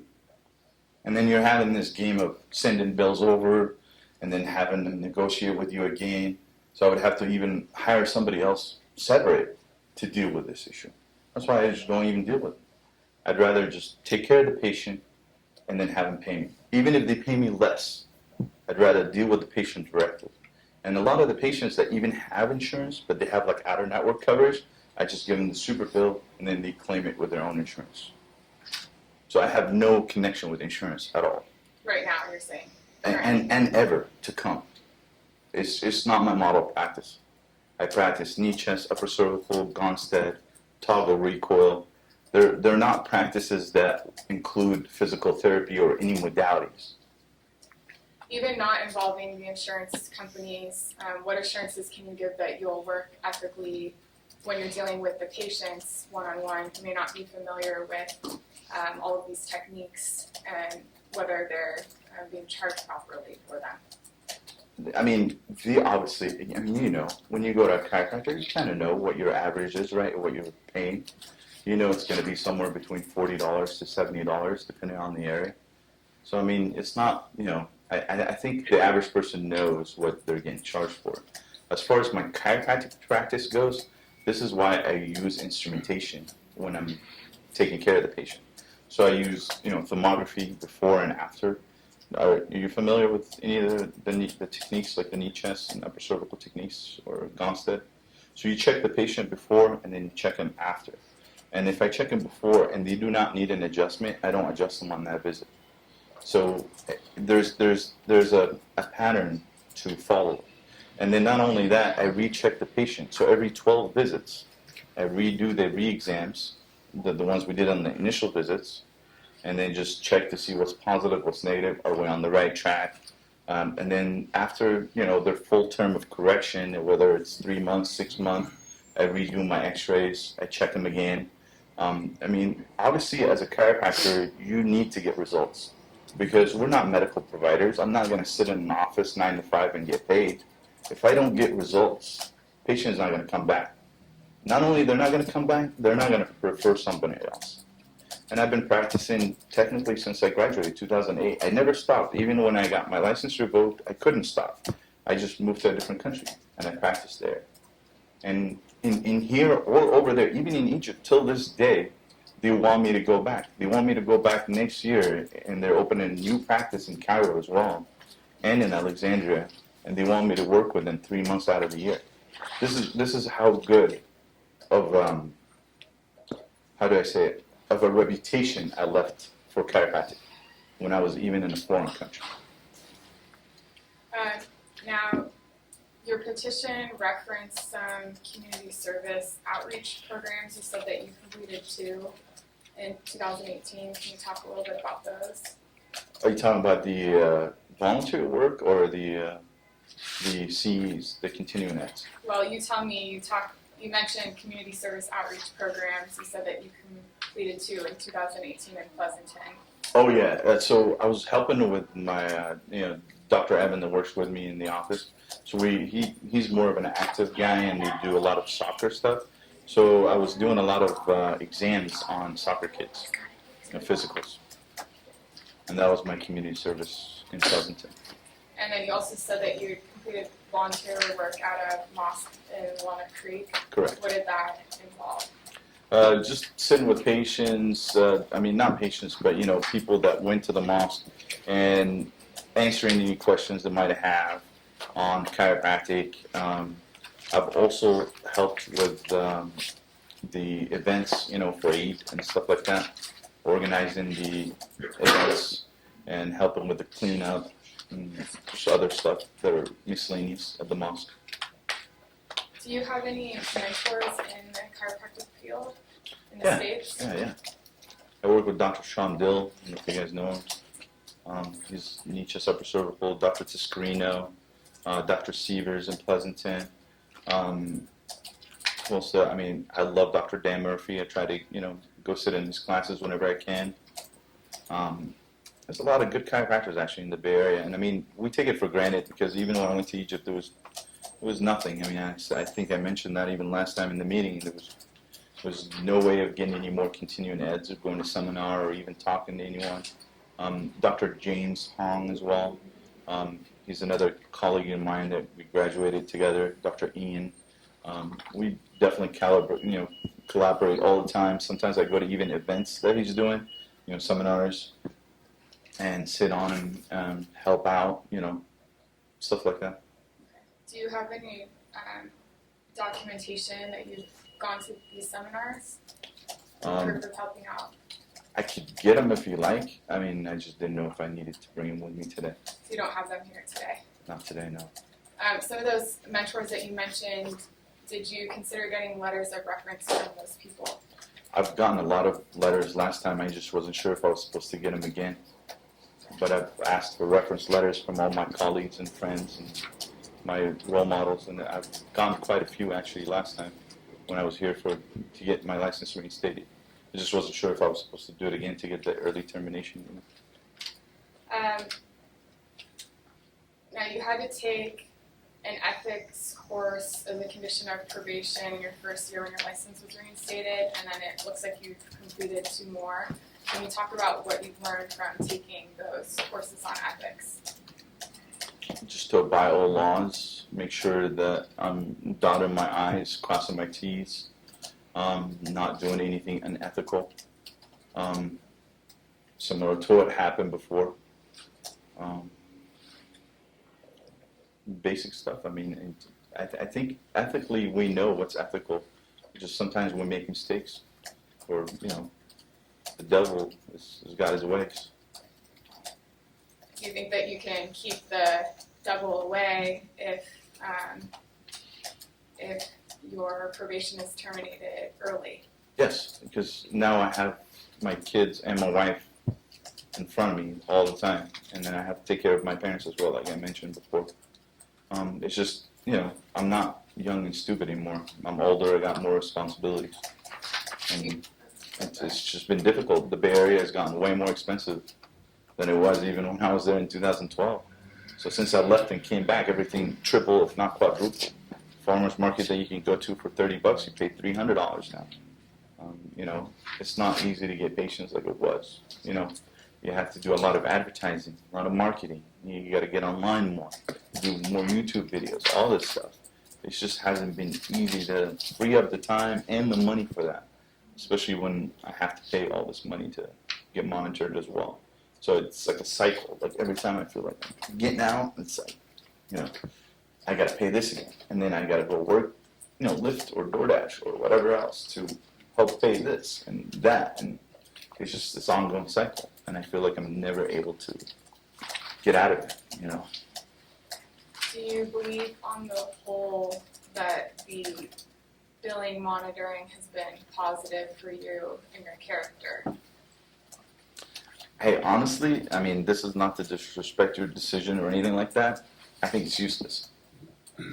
Why is that? I mean, think about it. I take my files, and I go over to you, and you just look over my files. That's it. I'm not a CPA, so you're saying that a CPA just sits there and looks through your files? Just review what I already wrote, and make sure that, the payment is documented. So my files usually will have on there, if they paid in cash. Because I have a prepay option, I have half now, half later, and I have pay as you go. So pay as you go, you don't get a discount. You get a discount, 20% if you full pay, 10% if you half pay now, half pay later. So these are the three options I have, and they just go through that. They just look to see if they fully paid, half paid, if they're paying per visit. The per visit is documented. If there's a cash receipt, it's taken out. If there's PayPal or Venmo or anything else, it's actually in the file. That's it. That's all they do. How long are the meetings when you meet with the CPA to review the billing? Lately, it's been taking longer because I got more patients, obviously, so I got more files. But the last meeting took forever because it was technical error on their behalf. They had issues with the Wi-Fi because, I drove over to their spot instead of having them come over. So I met at his house, the CPA, and apparently he works from the house as well. And then the lady that helps him, the secretary, came over, and they set up their stuff. Took some time to get the Wi-Fi to work, printer works, whatever else to work. I got charged for all that time, and I couldn't even protest it. I tried. Nope, didn't go anywhere. Have to pay. If I don't pay, my license goes. So when the wireless is working, how long does it usually take to review the billing? Depends on them. It depends on how fast they want to go through it. Because sometimes, like even that last time, they didn't review all the files. They only reviewed some of it. So how long, I'm looking at page 2 of Exhibit 3, how long did that review take? Let me Is take a this look. the one with the Doesn't- balance due of $2,700 approximately? Does it mention the time on there? Or? It lists a quantity. Should say it on there. I think they charged me for over 2 hours, but honestly, I think good work, didn't take 2 hours. It took more like, an hour. But there was like an hour wasted in between. I'm looking at quantity on that page for monitoring from, looks like January 26th and January 30th, and it looks like that's approximately 5.5 hours or so. And then there was additional independent monitoring on February 11th and February 12th. Of those dates, when did you go to meet with the CPA? Continue full close, I'm sorry. We're not on the meeting. Oh, so it was on the, I think it was the 26th that I met with them. That's what it was. And if you notice here too, that's when they charged me the rate, 475 and 475. So the first date is the date they came on. So what happens is they charge you not only for the days that you meet with them, they also charge you for what happens afterwards. So them going over, their Excel sheet, whatever, and then sending it over to the board. So I get charged for that time as well. So you don't see what they do after you meet with them? Just an Excel sheet, I think, that they just send over to the monitoring people that are out of state. So these people send the Excel sheet to the monitoring people that are out of state, and then the out of state monitoring sends it to the board. So I get charged for that transaction as well. And Mr. Alshimi, you're not a CPA, correct? No. You actually don't know what they do when you're not there, correct? I'm just assuming. It's just an assumption. Yeah.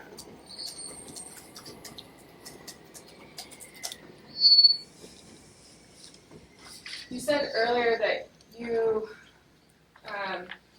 believe what you did was something that didn't jeopardize the safety of the public. Do you believe that committing fraud jeopardizes a person's monetary safety? Maybe rephrase the question. Sorry. You said earlier that you believe that what you did, the fraudulent acts, didn't jeopardize the safety of the public, and I want to go into what you meant by that. Maybe that statement was misunderstood. I didn't mean like it didn't jeopardize the public. It obviously jeopardizes the financial well-being of the public, But I guess what I meant was I was off the clock. So you believe it wasn't as bad because you didn't do it in the course of your practice? No, I believe it was as bad. That's what I said. At the time, I didn't believe it was as bad, but now I do.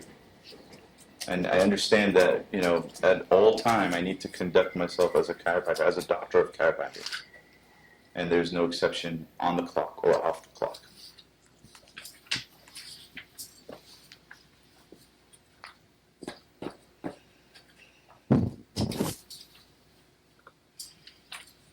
And have you had any other criminal convictions other than the ones that were mentioned today? Nope.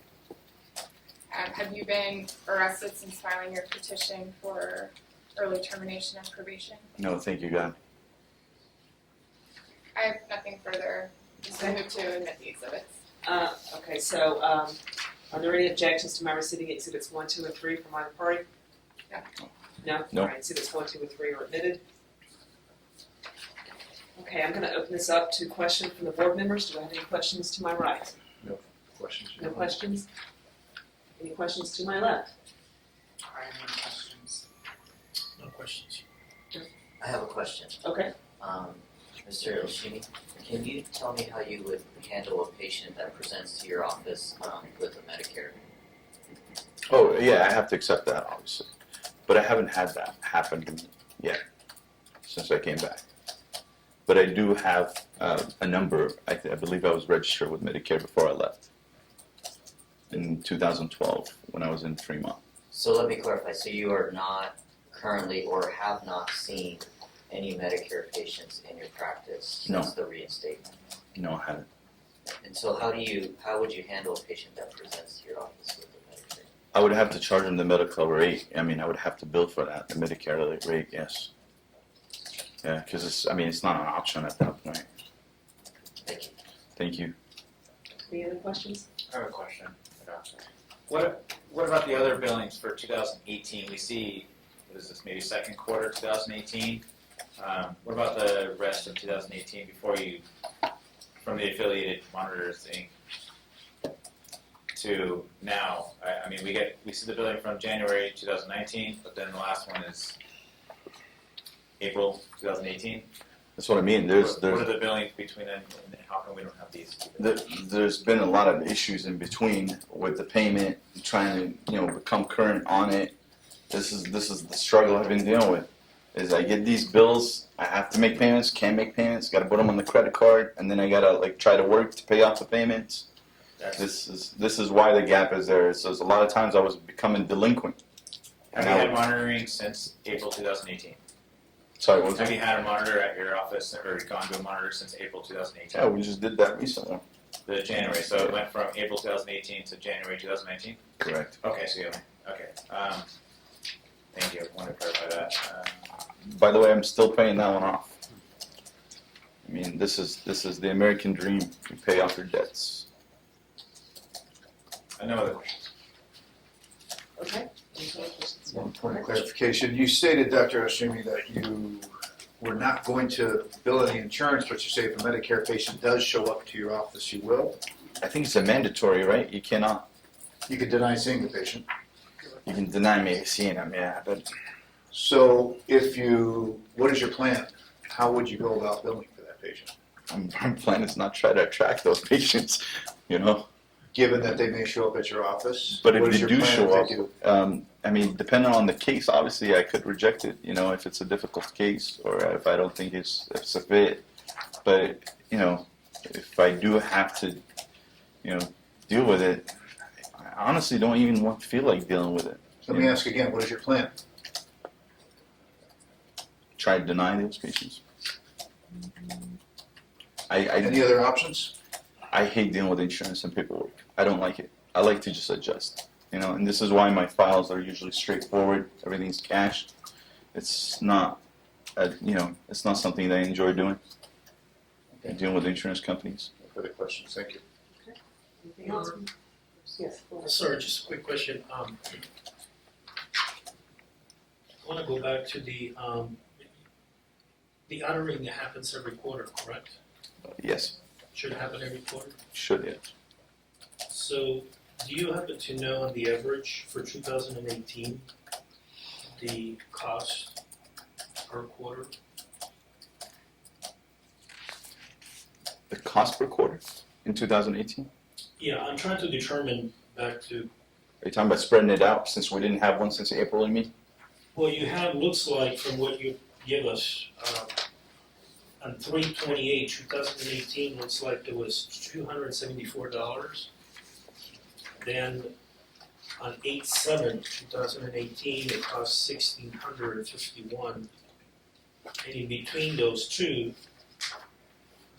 you had 1901 from 4/21/2018 and 5/29/2018. I think in those 2 years I paid more than $10,000 so far. For 2 years of monitoring. Yeah, a little more than 10,000. And I'm behind and delinquent. Keep in mind.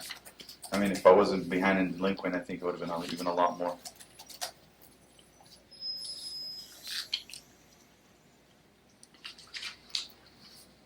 Okay, but in particular, I'm trying to understand why we have these three invoices two invoices, and I was just trying to give you an example of how much it costs. so are these the highest?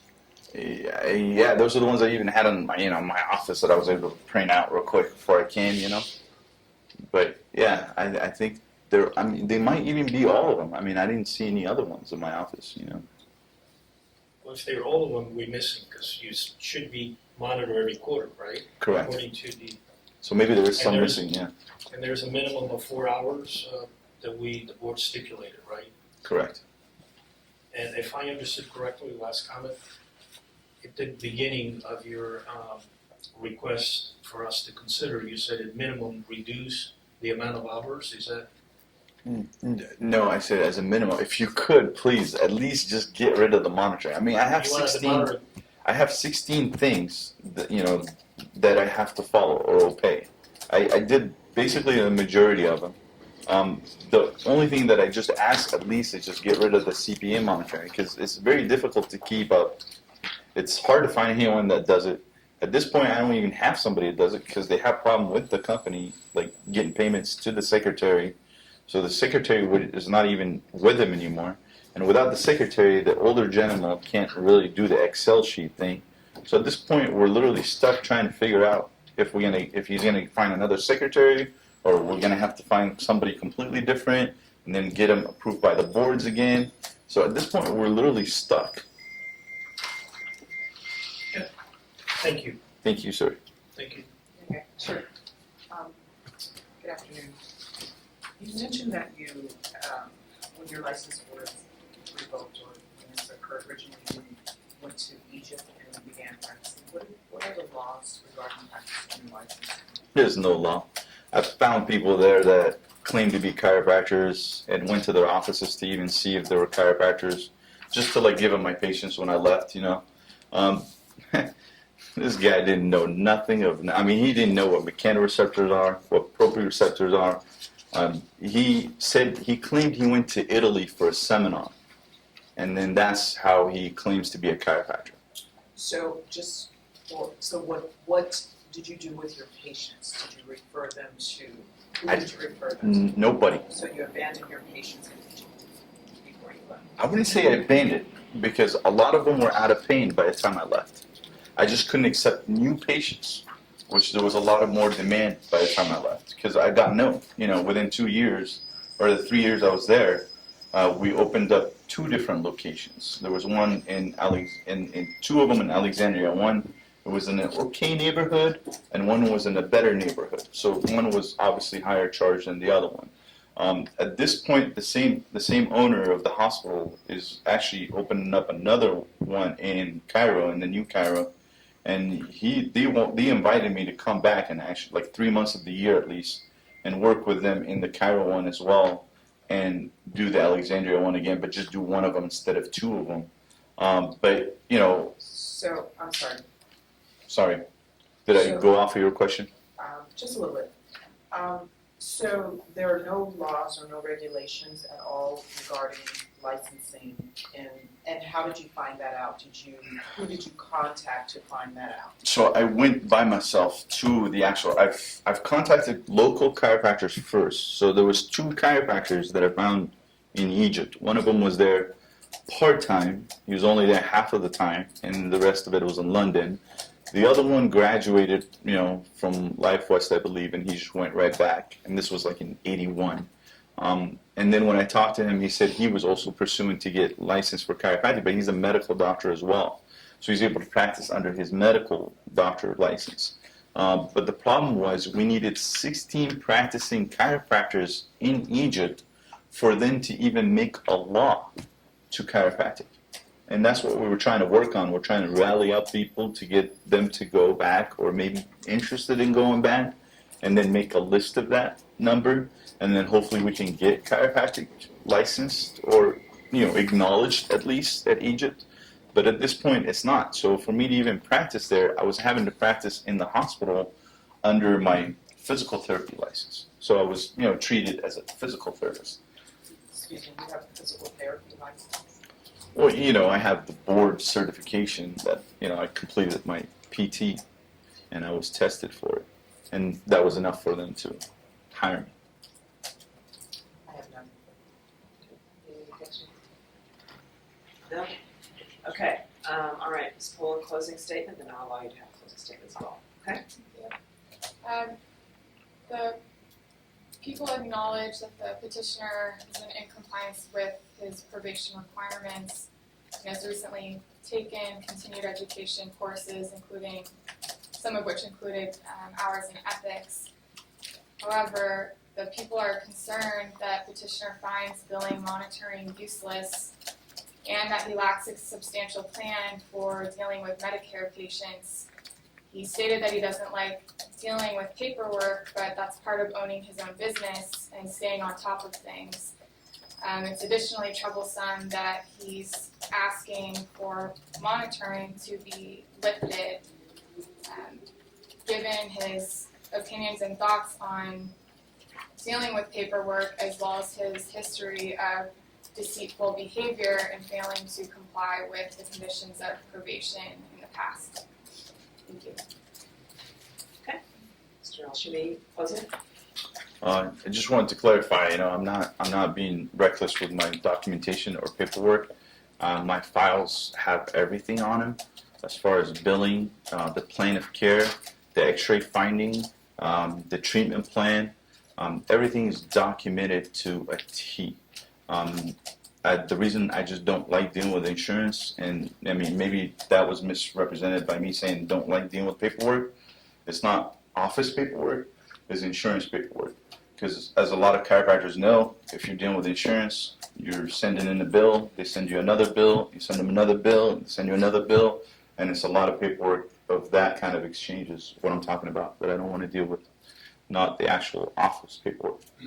Everything is well documented in my office as far as procedure, patient care.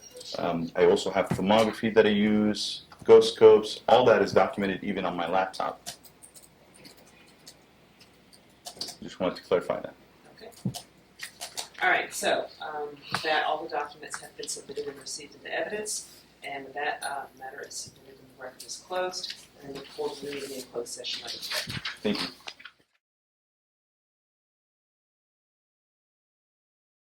Good afternoon, everybody. It is 1 p.m. We are back from closed session after deliberating the petitioner for reinstatement of the revoked license and early termination of probation.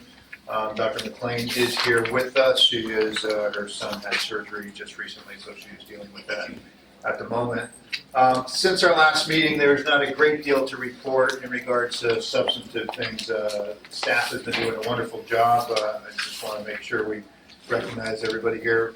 Mr. Robert Pulio, Marcus MacArthur, Valerie James, Dixie Van Allen's in the back there, Ray McMillan, and Kristen James. Walker, I'm sorry.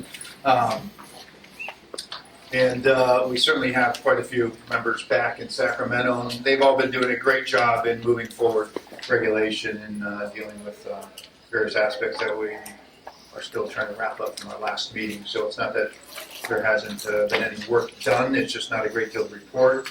Robert and I did meet with some members of the local media to discuss matters on stem cells. They're doing a report on some stem cells being done in the chiropractic office. And in as much as I've seen great benefit clinically with people with receiving stem cells in various offices and whatnot, I'd be remiss if I didn't mention that we as chiropractors should all know that we cannot inject in California, cannot inject stem cells, and on the same level, we should be cognizant of who is providing those services and how they are providing them in our office, because if we are doing the advertisement and if those things are taking place in our office, I believe that there's some responsibility on our part for what's taking place. So that is a topic for a later date, but beyond that, we have some updates on various different board committees that the board committees would like to, or will have an opportunity to bring us up to date. And Robert, do you have anything to add? Did I miss there?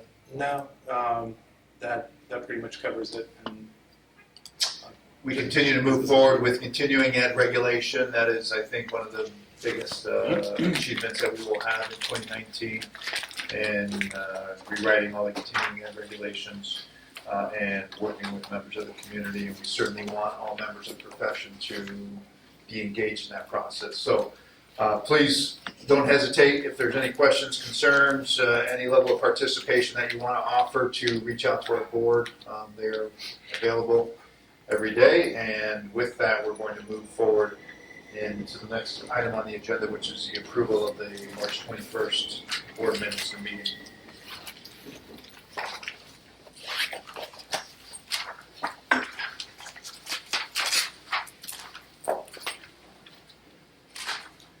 Motion, everybody had an opportunity to review these? Make a motion to approve the minutes. Second. Any discussion? Public comment? Call for the vote. Dr. Azzolino, Yes. Frank Rufino, yes. Tony Lincoln? Yes. Dr. Paris? Yes. We have a quorum, so we'll move on to the next item. Dr. Dr. Quinn, stay on that, it's just on the minutes. Next item on the agenda is ratification of approved license applications. Make a motion to approve the ratification of approved license applications. I'll second that. Any discussion? Public comment? Mr. Rufino, call for the vote, please. Dr. Angelino, Yes. Dr. McLean, Frank Rufino, yes. Dr. Lickman, Yes. Dr. Paris. Yes. Motion carries. And we have the ratification of denied license applications, which there are none. And number 11 on the agenda is ratification of approved continuing education provider applications, which we have numerous. Make a motion to approve the ratification of community education providers.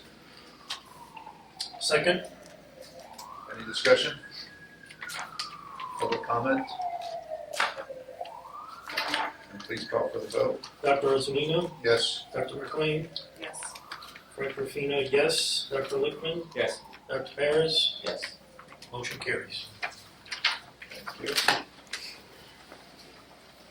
And now I'll turn things over to Mr. Pulio, our executive officer, for his report. Good afternoon, everyone. So I'm going to start with, these are agenda item 12 on the agenda in the handouts. Starts with the organization chart for administration. The significant change in our organization chart is Tammy Pitto, who is one of our licensing analysts, has been with the board for many years before I even started. She's been promoted to an analyst position in the enforcement unit. So that's great for Kristen and enforcement. It's not a good thing for Dixie because she's losing a strong analyst, but I'm happy to keep Tammy in the office because she's a great employee. So other than that, we have a few vacancies that we'll be filling down the line right now.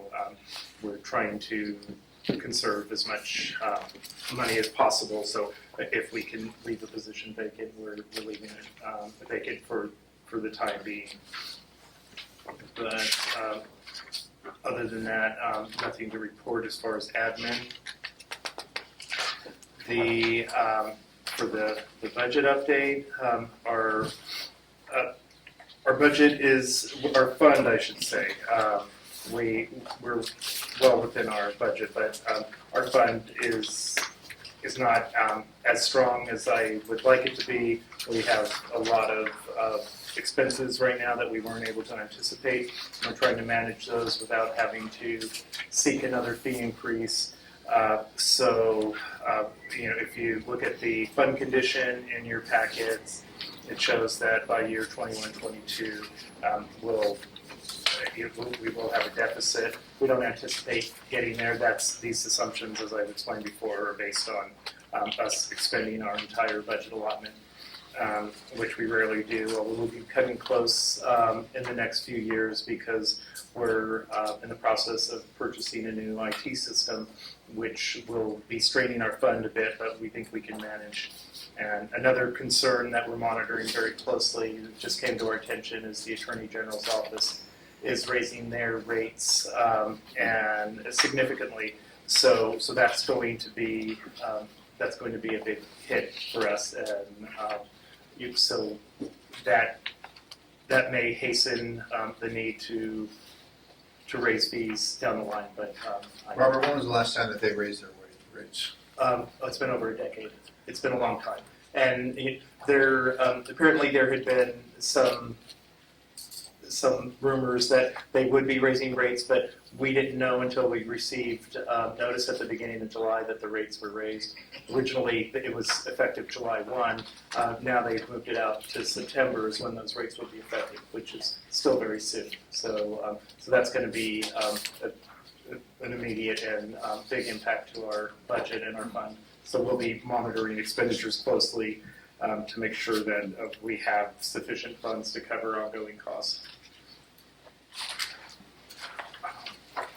Okay, for item 12C, which is the licensing trends, I'm going to ask Dixie to come up and there's a handout in the in your blue, and it should be on the table back there. It's Dixie, thank you very much for the color coding here. This is very helpful. Saves us from doing the math. So as you can tell from the licensing trends that are actually bound into your packet, that is just for this last fiscal year. And we have had a decrease in our licensee population. There haven't been any significant statistics that have pointed any clear direction one way or the other, but if you look at the licensing trends in the handout that you were given, this is actually a look at the past 10 fiscal years. We've had some ups and downs in our licensee population and with our canceled licenses and the number of licenses restored, as well as the number of licenses issued. But overall, our license population is declining, and the number of cancellations, for the most part, are greater than the number of licenses that we're issuing and also the number of licenses that we're restoring. So other than that, there's no significant trends that I could really find. Yeah, if you look at the canceled licenses and the restored canceled licenses, those are fairly consistent. They're up and down, but there's no dramatic decrease or increase, and there's no real pattern there. But for the new licenses issued, as you can see, that goes up and down. This past year, we had 29 more than we had the prior year, although the prior year was a significant dip. And as far as the number of active licenses, if you look, it's except for 2010, which we had a slight increase. It's been a continuous pattern downward, and this past fiscal year we have 132 less than we did the year prior.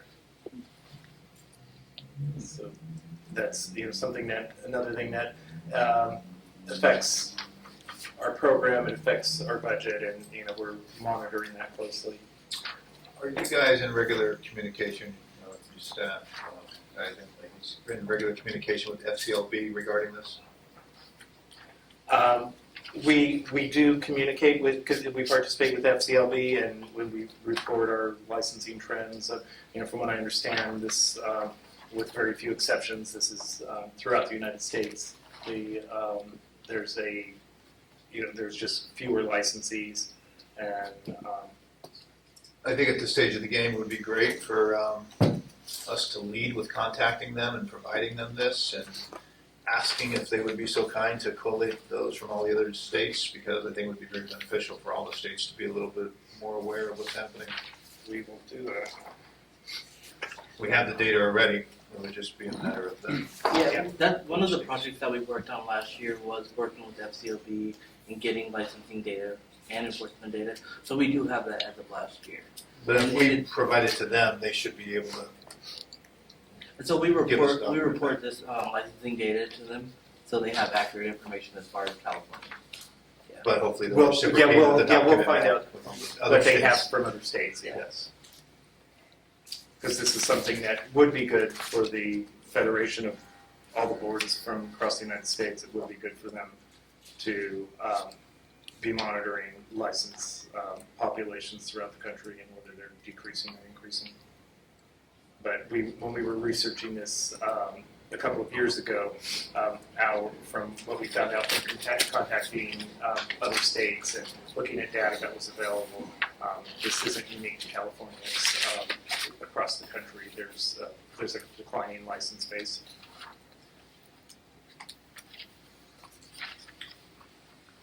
Any other questions regarding? This question has a Oh, follow-up. okay. Oh, it's okay. Do we have a way to know the average length that the individual had held their license before they canceled. In other words, does this represent retirees? I asked because I was just looking at some historical California data. We had a huge upsurge of licensure in the 80s. And so you go out 30, 40 years and you are now. And do we know how long the average person held their license? We don't, and as far as our statistics go, what we follow are the number of clear active licenses. So, well, yes, clear and active. So the inactive isn't included in this population here, so our actual population is slightly higher, but what we're concerned about is the people who are actually practicing in California at this point in time. We currently are not monitoring retirees versus. Right, I just wondering how long they held their license Yeah. before they, yeah. The other one is we were looking at some data this week and there was a significant drop off in students nationally between 95 and 2001 or 2. There's a very significant drop off, and so we may be seeing 20 years out some of that too, but I'd love to know if people are retiring or what's happening. And with our current database, we don't currently have the authority, we don't have in law a retired status. So basically they notify us that they're retired and then their license goes into forfeiture and then in 3 years it goes into canceled status. So we don't have any automatic means of collecting that data per se. But we don't know how long they held their license in California. Do you know if that's a report that DCA could run for us, like Not an ad for hoc retired. report? Well, no, for canceled, couldn't we find out for the licenses that were canceled, how long they were licensed before they canceled? We may be able to. Yeah, we'll do have to that. ask the Yeah. department, because they operate our IT system, if that's, because we have limitations on the reports we can print in our old legacy system. And soon we'll have a more up-to-date system that'll enable us to do reports like that. But we'll see if we can get that data, because that is an interesting point. The assumption is that most of the licenses that are going to cancellation are people that are retiring and no longer practicing. Yeah, but it turns out that number is like 20, 30, 40 years. I'd be less worried than if it's like 5 years or. Yeah. It could be interesting. So moving forward, Robert, as we're looking at introducing this new IT system, these are things that maybe you can keep in mind or make sure that we have that capability or bring that forth so that we can start from that point. Once we do receive the new system, that we can start documenting this and monitoring that as well. Yeah, going forward, one of the things that OIS has informed us is that we'll have more robust reporting and ability to run ad hoc reports. And so going forward, once we have our new system, this data like this will definitely be something that we should be able to get. Right So now, we should just verify once we're able to, get definitive answers on what ad hoc reports that would be available. well, we would be able to verify. design the report. See, right now, there's certain defined reports that that all DCA boards that are still on the legacy system, in fact, when we were all on them, we all could print the same reports, and we didn't have, we couldn't, vary the report and specify the parameters that we wanted. Now with the new system, we'll be able to specify those things and print a customized report. So we will have that ability. There won't be those limitations where we'll have a predefined report already like we do in CAS. And so just to be clear also, DCA has another reporting resource that it's come online within about the last year or so. And I don't think we've fully explored its ability to use the reporting functions as more robustly as we'd like. So we can also go back to the office and query the keyword system to see if there's some data that we can get. So we'll explore every option and exhaust those resources that are available to us now, and we'll work with Dr. Egan to make sure that we can come up with some parameters and any additional information that would be curious and helpful in the work that you guys are doing. I believe it may have been, or maybe a year already since we last discussed this, but I think it's very valuable for us to not only understand this data in regards to our licensees, but in comparison to the other healthcare specialties in the state. So last year, you all provided a great report on the various different specialties. I think it would be very good to do that again, and hopefully it's not going to be too burdensome for you all, and hopefully we can get that from the DCA. one thing that I'd like to point out is that, if you look at the stats for the number of canceled licenses, it's not as if that number is increasing from year to year. If anything, it's slightly less in the past few years than it had been, say in 13, 14, and 14, 15, it was up closer to 500. This most recent fiscal year was down to the low 300s. And so we're not seeing a significant increase in the number of licensees going into cancellation. It's just that we don't have significant growth in the profession, so there aren't people coming in behind to fill those spaces as people retire or leave. But statistically, we should be able to narrow this down. If Dr. Egan states that, is it across the national level that education has taken a dip? Student enrollment honestly precipitously dropped between 95 and about 2001 or 2, and that was a national issue. So we should be able to track that against licensees in other states? Should be able to. And should be able to very easily do a population analysis and see what is happening. We should also be able to track that against other healthcare specialties to see if it's specific to our specialty or not, which I think unfortunately it is. Okay, we'll see. We'll see what additional information we can get for the next meeting. Thank you. But this trend has been ongoing for several years. Yeah, but I just want to. I'm not saying that it's not worth doing the research, but it's this has been an ongoing trend. So it's and it does vary slightly from year to year. So some years it's not. We don't see a significant dip, and others we see more of a dip. Okay. Sure, but we don't want to watch the trend. Oh, no. As our bank account is going dry. Yeah, no, we don't. And as the schools are starting to dwindle. Just FYI, you can get the data on FCLB. They have licensure statistics on their website that gives 2017 and 2018 stats for the states that participate. Looks like most of them, so it's available there on the website. The hopes is that we get all the states to participate. Right. So that we can, they can just furnish a report to whether it's online or to all of us. Do you, Dr. Egan, currently the enrollment throughout the country, is it up or down or Nationally, it's stable? been essentially flat since 2002. It has slightly been upticking over the last 6 years, but we're talking like a 500 total student increase. But it's been basically flat for about 17 years. Okay. And so, but California had a surge in enrollment in the 80s, and so if we're flat enrolling and the 80s folks are retiring, you might start to see some of this difference. But is something else explaining it? Is there something else going on that we important to know? And why aren't people enrolling too? That's a great question. Okay, so next we have, I'm sorry? Enforcement trends. And Kristen, you. Yeah. So the enforcement data that you see in the packet represents everything as of June 30th, so it gives us the full picture of fiscal year 18-19. Looking at the enforcement statistics table, for the most part, the data is pretty much comparable to prior fiscal years with a couple of exceptions. Looking at the number of complaints received, you'll notice that it's quite a bit higher than what we had in 16-17 and 17-18. It's more in line with going further back. Primarily, this is due to our increase in CE audits, which then results in failed audits coming to enforcement, and that primarily accounts for that increase in complaints. You will also notice that for pending complaints that are in the queue, it's a significant increase compared to prior fiscal years.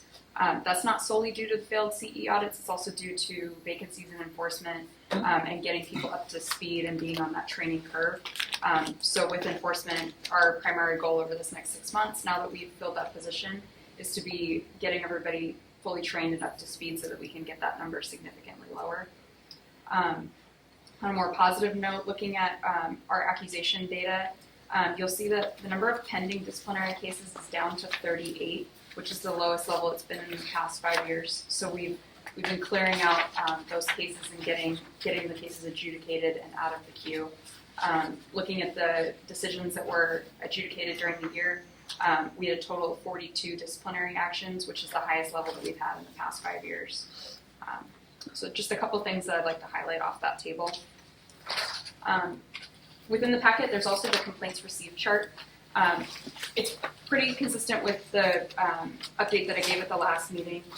We're still similar. Excluding the failed CE audits, we're getting quite a few complaints alleging unprofessional conduct. We're opening cases based on arrests and conviction information. And we also have cases with allegations of fraud, unlicensed practice, records and billing issues, and sexual misconduct. And then taking a look at the accusations filed chart, it's also pretty consistent with the last meeting. Our most common violations that are resulting in accusations and disciplinary action include criminal convictions, insurance fraud, gross negligence, and sexual misconduct. I want to point out one thing as far as the pending complaints for fiscal year 18-19 on the far right, that those numbers are a moment in time of when it's at the end of the fiscal year, whatever the number of pending complaints are.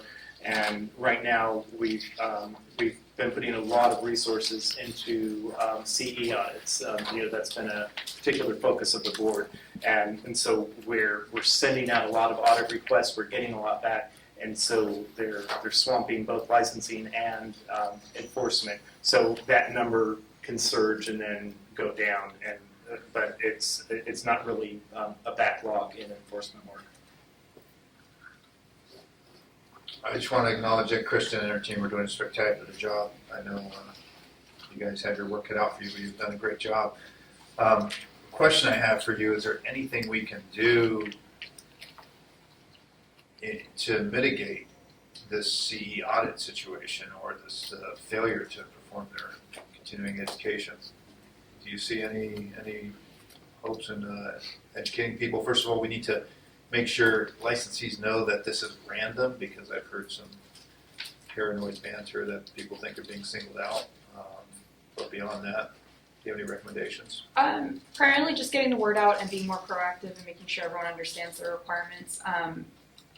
We're not seeing cases where licensees are flat out not doing their CE. What we're more commonly seeing is that they're missing maybe one of the mandatory areas, they're not taking the required number of hours, or they're missing something within that structure. It's not that they're just ignoring our requirement. That's very few people. It's they don't understand all of the elements that go into the CE. So, I mean, as a board, we can try to get the word out a little bit better so that they're more proactive. I also think going through the enforcement process and there being either issued a letter of admonishment or a citation for their violation, that should get their attention and really educate them on going forward how to comply. And then Dr. Azzolino, specifically, one of the major issues that we're seeing with the non-compliance is DC's failure to complete the ethics and law portion, the 2 hours of ethics and law. And so I think one of the things that I think would be helpful is that CE providers, much more CE providers, if they provided that as just a 2 hour portion of maybe larger seminars that they're providing. Because there are many people that will have 40, 50, 60 hours, but they don't have the 2 hours of ethics and law because they took a CE seminar on a specific topic. And so that's one of the big issues that I've been seeing. Some of the people that fail the audit have actually taken more than the number of required hours of CE, but they were lacking in a certain area, such as ethics and law. And not all seminars will offer a variety of courses that meet most of the CE requirements, but some of them don't offer ethics. But hopefully the word, one thing I'm hoping is that those people who are audited, and if they receive a letter of admonishment or a citation, that the word will get out to the licensee population that, hey, the board is taking this seriously, and so people won't think that it's not something they have to take seriously. And for the record, the board members here have no idea who gets audited. It's done randomly, so hate mail, Facebook messages, all of that is pointless to us. We have no idea. I think I heard at one of the board meetings that there was going to be an online tracking system where you could submit your diagram. That's part of the new system. That's one of the things that we've discussed with the Office of Information Services. that we want to be able to automate it. That'll significantly cut down on our workload too, because right now it's a manual process and it's very time consuming to get all of the records and then check and make sure they met the requirements. And so that hopefully that will become automated, and at that point we'll have 100% compliance, because that, along with online renewal, which is also in the works, we can, if somebody's renewing online, they won't be able to complete the process if they haven't completed all of their CE. So we're looking at least a year down the line before we have both of those mechanisms in place, but that's the goal. That's great. So, and a person could upload by category, they'd be clear if they were deficient in something, and yeah, they could look in and see, and also providers would be able to enter information into the system. So the licensee wouldn't even have to report something if it's something that's coming from one of our providers, because the provider would be populating that.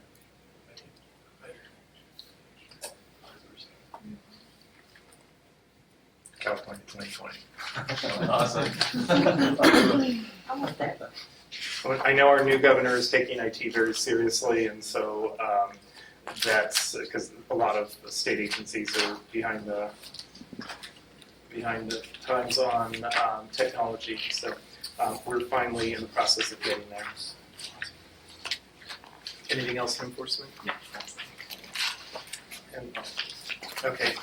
So the next topic of discussion is IT. So I'll provide an update to the board on the two major IT projects that we're currently working on. The first one is a business modernization project. We've been talking about that a little bit over the last 20 minutes. And the major thing that I'd like to inform the board about is that we're making progress there. By the end of the month, we anticipate the submission of the solicitation document. So DCA will be working to get bids from vendors to service that project. But the big part that's important to, I think, the board, and more importantly licensees, is that we anticipate the first deliverable from that project to be May of 2020. And so at that time, we should be available to the public.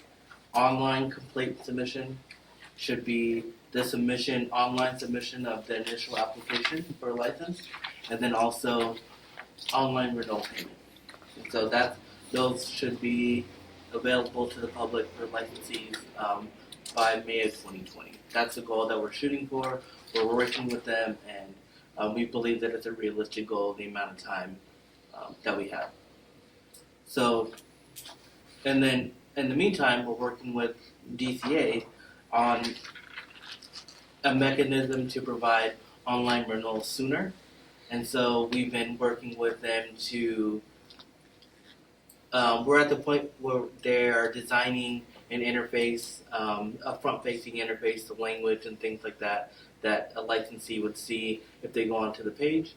And so we're working with them. It's moving along pretty rapidly, and I hope that we can deploy and allow for the ability to accept online renewal payment in the next 3 months. It could be a lot sooner, but I'm being cautious in saying 3 months. But we're actively working on it, and we want to make sure that we get this to the licensees as soon as possible. Because on our side, there's an administrative burden that would be helped with the acceptance of an online payment, but also just the convenience to licensees, especially those that aren't able to complete their CE up until the last minute. The ability to provide an online payment is a great ability, and allows people to go up, and maybe for those that like to wait until the last minute, it will provide them the ability to make sure that they stay current before the end of their birth month, when they would be subject to board discipline if they don't renew on time. So we hope to have that pretty soon, and we're working actively with OIF on that project.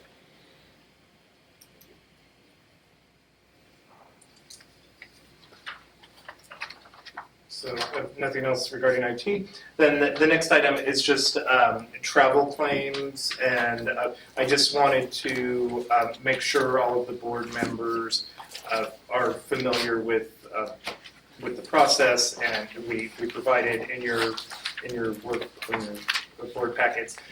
There's the travel claim worksheet that you should all have copies of.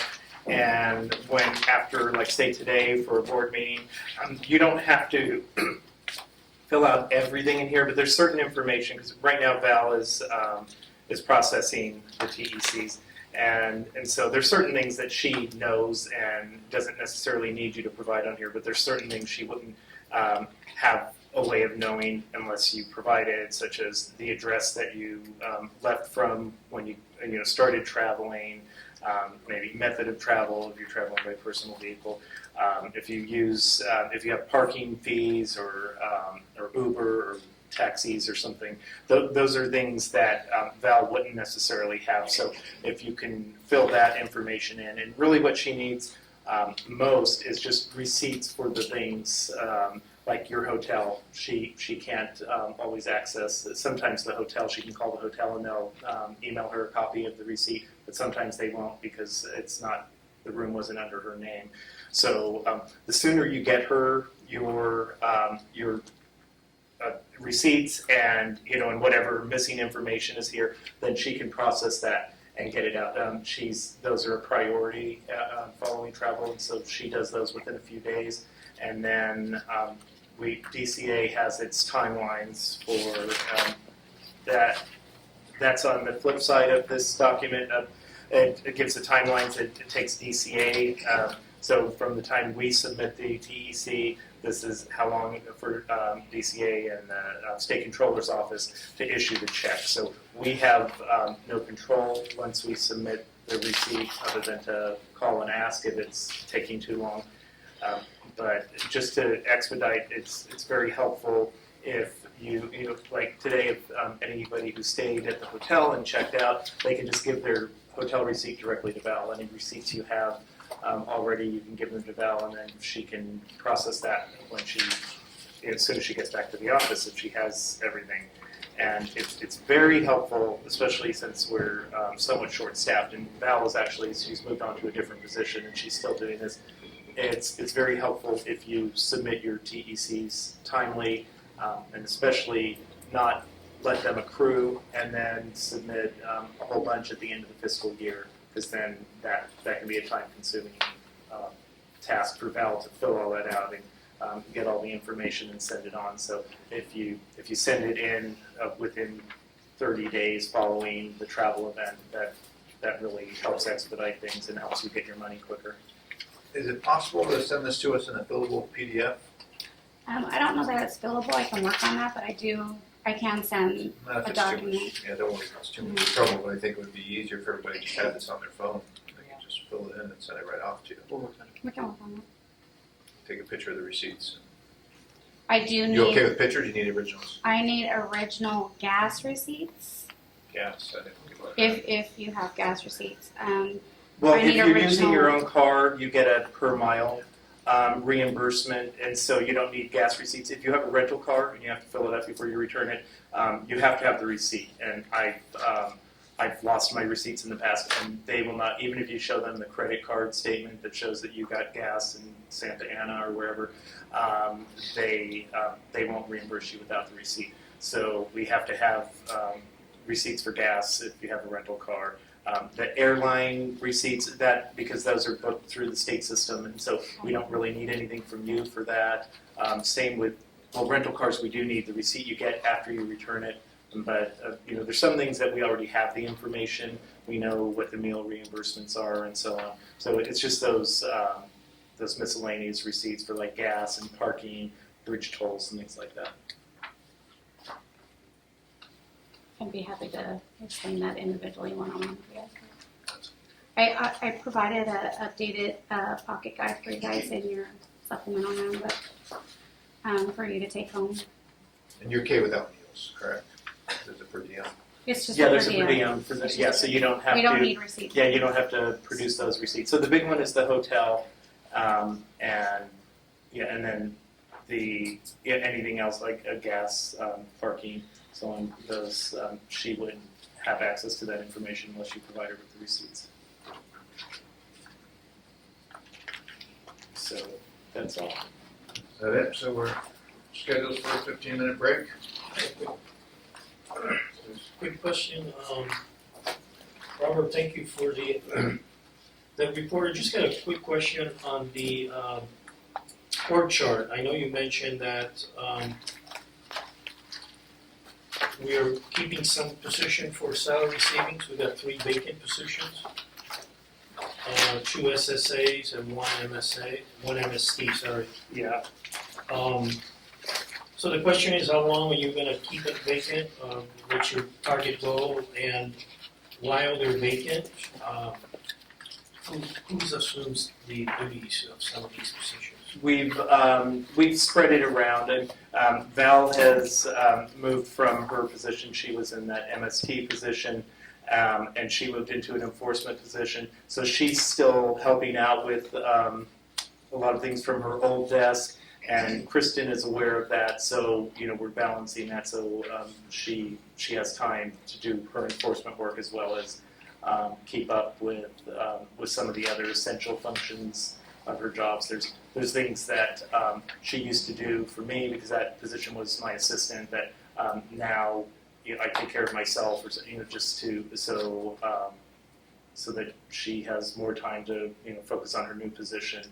And so we're spreading things around and just trying to do more with less for as long as we can. And if it becomes a problem where we're not able to keep up with the work, certainly we would have to figure out a way to fill those positions. But I don't want to keep them vacant indefinitely. It's just we have a hurdle to get over. We have a big expense with the new IT system, and then we have the somewhat unknown cost of the AG increases. So we just don't want to put ourselves in a position where at the end of the fiscal year we run out of money, or we overexpend our budget. So we're trying to be conservative where we can, so we stay within our budget and don't overspend our fund. Additionally, Mr. Rufino, the managers have assumed some of the additional responsibility because many of the tasks, at this point with our staff being understaffed, we can't necessarily pass on additional duties to our current staff, so the managers have assumed some additional responsibilities to mitigate some of that stress on the staff. Okay. But of course, I'm sure you know too that we cannot exceed, I believe it's a year before the position gets eliminated. They've actually repealed that. Is that repealed? Yeah, they no longer have that 1 year because there was for a long time. If a position was vacant for a year, you would just lose it. Yeah. And they're no longer doing that. I'm not sure why, but CalHR. That's good to know. Yeah, that so that helps. We don't have that stress because that puts you if it takes a while to fill a position sometimes and you're getting close to that year, puts you in a position where you don't have time to do a thorough vetting and may end up making a bad decision. So it's nice not to have that 1 year limit hanging over us. Okay. And just to be clear, Mr. Pooley, you mentioned that the processing of the tribal claims, it's been handled by Ms. James, and so she will continue to do that? Yes, until further notice. So yeah, just continue sending that stuff to Val, and she'll process it. And then sometime in the future, when we reassign that, we'll let you all know who to send it to. Got it. But, Perfect. Thank you. But if you send it to Val and it's somebody else, she'll just pass it on to that Sure. person. That's all for me. Okay. Anything further before we take a break? We'll take a 15-minute break here, and I think we should be able to get through the rest of the agenda one sweep after that. It's 1:56, and I'd like to take a moment and welcome our new counsel, Michael Knutz. Ken Swenson is no longer with us, so this is his first meeting alone. Ken's still alive, he's just not our attorney. Just in case you were wondering. Yes.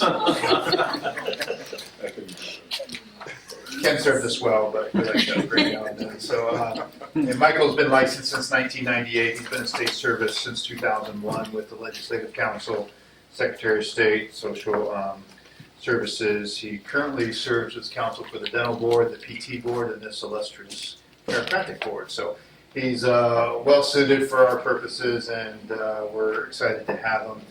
And he is going to give us a little update on review and possible discussion of naming on chiropractic practices. So thank you, Michael, and welcome. Thank you, Mr. Chair. And if I may, I would have placed the Board of Chiropractic Examiners first on that list. But it's really nice to be here. Very, very briefly, I've availed myself of chiropractic services since I was 18 years old and was having a little trouble carrying 100-pound packages of shingles onto roofs while I was working for a contractor in college. So I've used it off and on over the years. The issue I was asked to take a look at was to do a little follow-up research on the issue of chiropractic practice names. My understanding there was some discussion and possible action on this issue previously. I'll just do a brief lay of the land. Of course, if any professional or any business owner does not incorporate, they are what's known as a sole practitioner. They file a Schedule C on their to their 1040 taxes, and they are personally liable for all of the business they do. It's really just an extension of themselves as a self-employed person. In terms of what a sole practitioner can call their practice, there's really no limit, with the exception that it can't be misleading in some way. I suppose if a chiropractor tried to advertise himself as some other professional, that's illegal under a lot of the other practice acts, could be unprofessional conduct, of course, as well. The Moscone-Knox Professional Corporations Act is the portion of state law that allows chiropractors and many, many other professionals to incorporate as professional corporations. Moscone-Knox itself does not restrain professions from the names they can use. In fact, it actually enlarges the scope a little in the sense that under the General Corporations Law, Corporations Code Section 201 forbids any name that would mislead the public,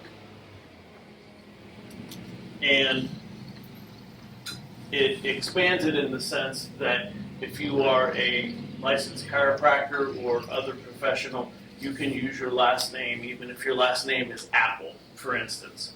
You're not going to be considered to be too closely related to, that name won't be considered too closely related to Apple Computer Company, so you can use your name. What Moscone-Knox does do is point back to the individual practice acts for each profession to determine what names can be used. And the Chiropractic Act in Business and Professions Code Section 1054, like many of the practice acts, requires that the word chiropractic and the last name of one or more of the licensed individuals, past, present, or actually prospective members, be used as part of the corporation title and part of what they are DBA or doing business as, what the name they're going to use for their business. There are also boards that permit fictitious names. One example there is the Contractors Board, but probably a more relevant example is the Dental Board. And this is very specific to the Dental Board in Business and Professions Code Section 1701.5. There's basically, the Dental Board statute reads very similar to our statute, in that it requires the use of a last name and the word dentist or dental, except that it gives an exception for one who has obtained a fictitious name permit with the Dental Board, and the Dental Board has regulations and a process by which one can obtain such a fictitious name permit. For purpose of dentistry, the parameters are it must be a practice of three or more dentists, and they must still use at least one of the following designations: dental group, dental practice, or dental office. However, in terms of if the board is considering a legislative proposal on this area, the legislature has broad authority to craft a statute that would allow fictitious names. It would not be in any way in conflict with Moscone Knox, which already permits the use of fictitious names. And of course, such a statute could be drafted broad enough to also include sole practitioners, such that any chiropractor, any group of chiropractors that wanted to call their practice anything but their last name with the word chiropractic in it would need to apply to the board, likely pay a fees the way the dental board's procedure works, and there would be an evaluation of whether or not the fictitious name was permissible. Certainly, there would need to be some standards in the statute or regulations that provide for this. Wouldn't necessarily have to follow the parameters of the dental statute that I suggested, but would certainly have to have a nexus for public protection and some standards to give the board the ability to determine what's a proper fictitious name or not. So that is sort of the lay of the land. I can certainly address questions or assist on any other matter. In regards to the dental board, are there any naming limitations that a sole practitioner has? No.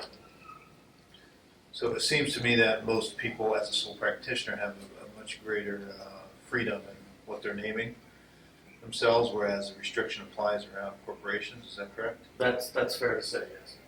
And do we have any reason why we would give such latitude to a sole practitioner over a corporation? Well, that's an interesting question.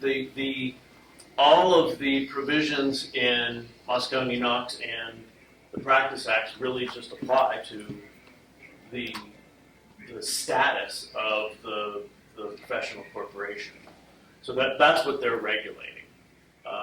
There's also provisions in the Practice Acts that prohibit anyone except a licensee from holding themselves out, of course, as a chiropractor, a dentist, whatever the profession is. But I can't answer why there's no. And does the dental board or any of the other boards require any DBAs or anything to be registered as a sole practitioner? I'm not aware of those, but there could be. I did not do an extensive search in terms of that issue there. Because right now, our board, our staff is aware of corporations because they have to be registered with the board. But Right. I don't believe they have any privy or any knowledge of all the different fictitious names that sole practitioners may be functioning under. Is that correct, Robert? Correct, yeah, so somebody could be using any name on their practice, like if you're in San Diego, you know, downtown San Diego Chiropractic, don't even have to have your name, your last name, and there's even situations where you have, it's like San Diego Health or San Diego Sports Medicine, and it could be a chiropractor, but there's nothing, we have no restrictions in our law that would prevent somebody from using a name that doesn't indicate that they're a chiropractor. And I believe there are boards that do require fictitious business names for anybody that's using a name that's other than the name that's on their license. So in the case of Dr. Azzolino, he can use Sergio Azzolino DC or Sergio Azzolino Chiropractic. And then anything else, even if he's a sole practitioner, anything else would have to be registered with the board as a fictitious business name. I'm pretty sure the medical board does it that way. Any questions? I don't have a question. I just have a quick, Question for clarification on the, on our book says that we will be provided a supplemental handout. Did So- we missed it or? No, we just weren't able to, like, by the time we sent the packets, we were working on it. We just weren't able to connect with Michael and complete some information before Okay. the meeting. So, No if problem. you guys have any questions regarding some of the, like, kind of the basic factual information, we can provide that to you guys after the meeting. Why don't we just have something sent out in that regard, if you don't mind, just a couple bullet points? Yep. So everybody has it. That would be nice. Any other questions? And so, it certainly doesn't need to happen right away, but I think it would be, once again, just in the effort to have some parity, it would be nice to know what all of the other professions are doing, as far as the dental, physical therapy, osteopathy, medicine. I think those would be the major ones. Yeah, I don't believe that any of those have fictitious names except for dental. Really? I'm not sure. But I But need what to, I program need to did you do? confirm that. I'm sorry? What programs did you suggest? Osteopath, physical therapy. Medicine, PT, DC. Well, we can look at the other health ones. Medical board does. Medicine. Yeah. Okay. Yeah, medicine does. I thought, but you would know because PT does not. For some reason, I thought they did. Okay. All right, well, thank you, Michael. That's helpful. Yes, please. Do they have a specific regulation for interprofessional corporations? Like you have a chiropractor and a medical doctor and a. Yeah, we have very clear regulations on that. Yeah. Well, and What about the other professions?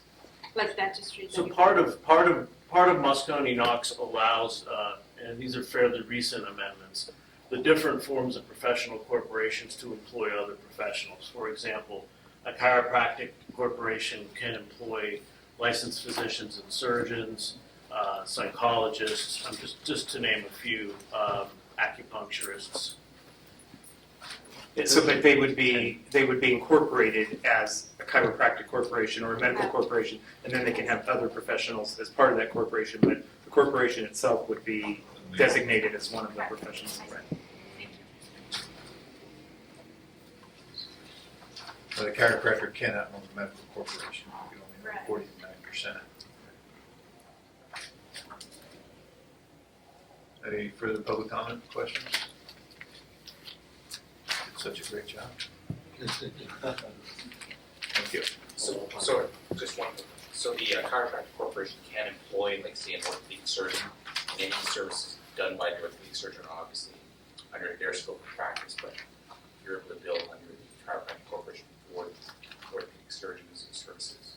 Yes, but I would also, in that regard,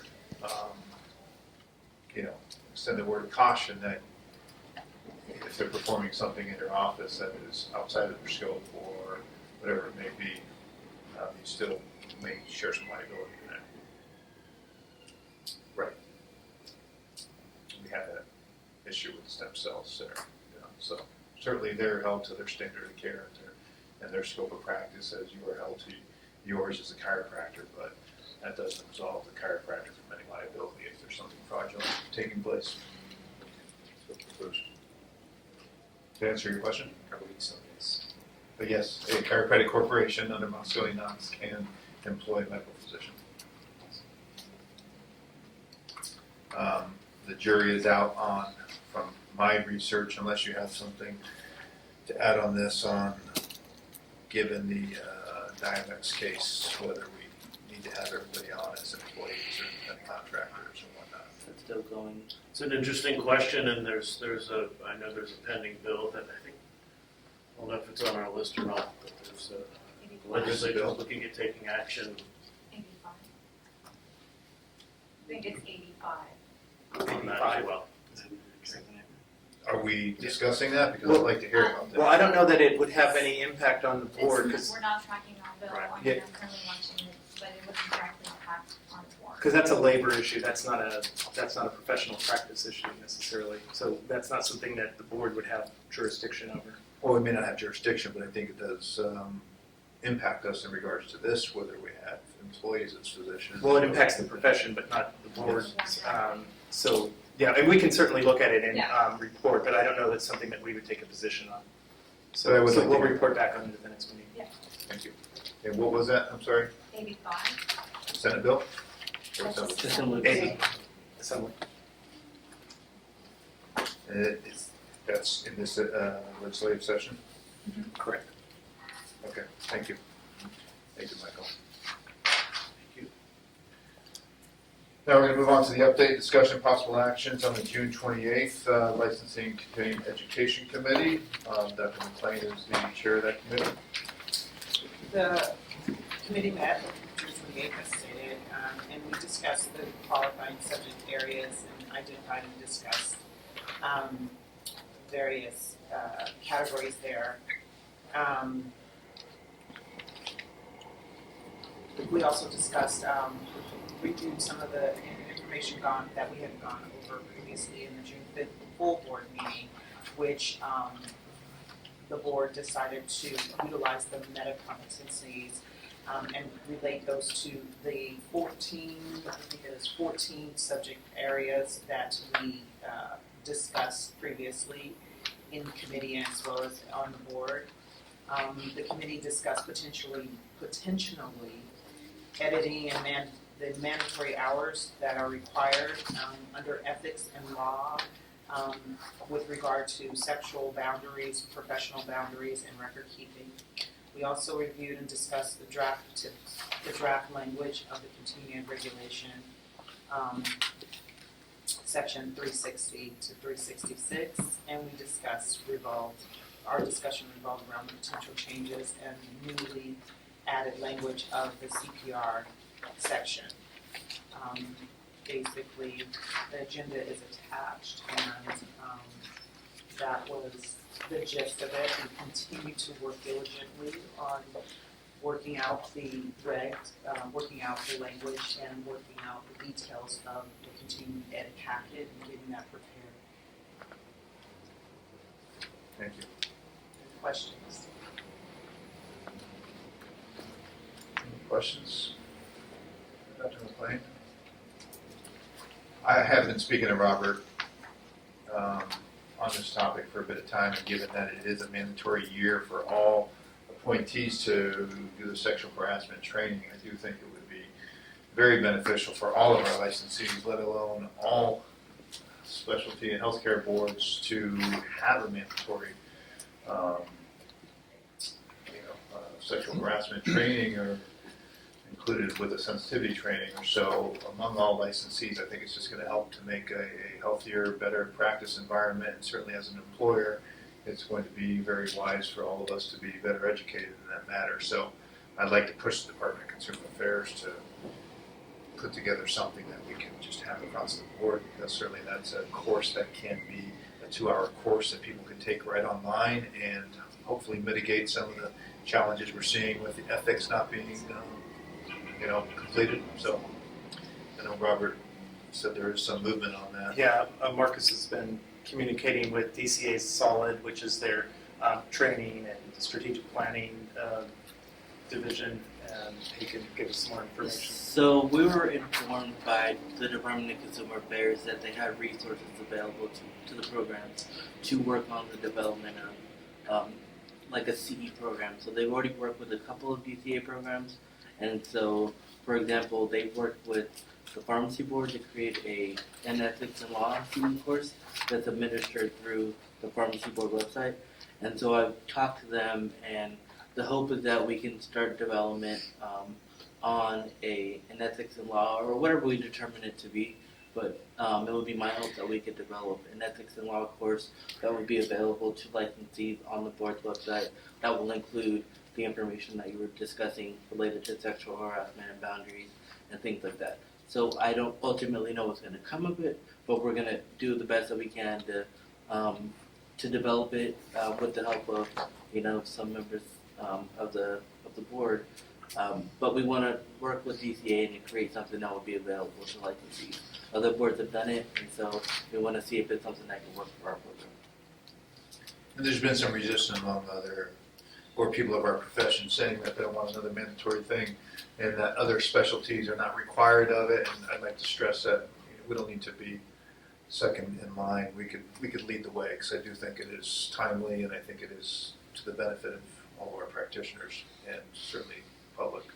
And just to be clear, I think some of the apprehension that's been expressed to the board and communicated to both Robert and I, just like you said, is about maybe singling out or the perception. But I think that at the end of the day, we're about consumer protection, and that if this content is relayed in the course of taking an ethics and law course, I think that's completely appropriate. And I think at the end of the day, if licensees are getting the information, that's what we care about the most. And this way we can ensure that they're getting accurate, current information. If we control the content, because that's one of the more critical CE courses that we require.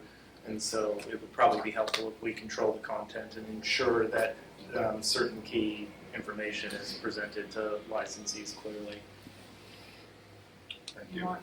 Marcus, you stated that that you wanted to work with them. Do you have kind of a timeline in mind? So they've given us kind of a time frame. They said September, October is when they'd have some time to start working on it. And so we would be beholden to their timelines. And so once they say that they're available, I'm going to push as hard as I can to make sure we can start developing it. And so at some point we'll work with the chair to figure out, what information we need, and if we need some technical expertise from, the board members, and then we'll also be working with our attorney to make sure that we're providing the correct legal content to make sure that, licensees are properly informed about what's necessary and what laws to comply with to make sure that you stay, current and safe in your practice in your office.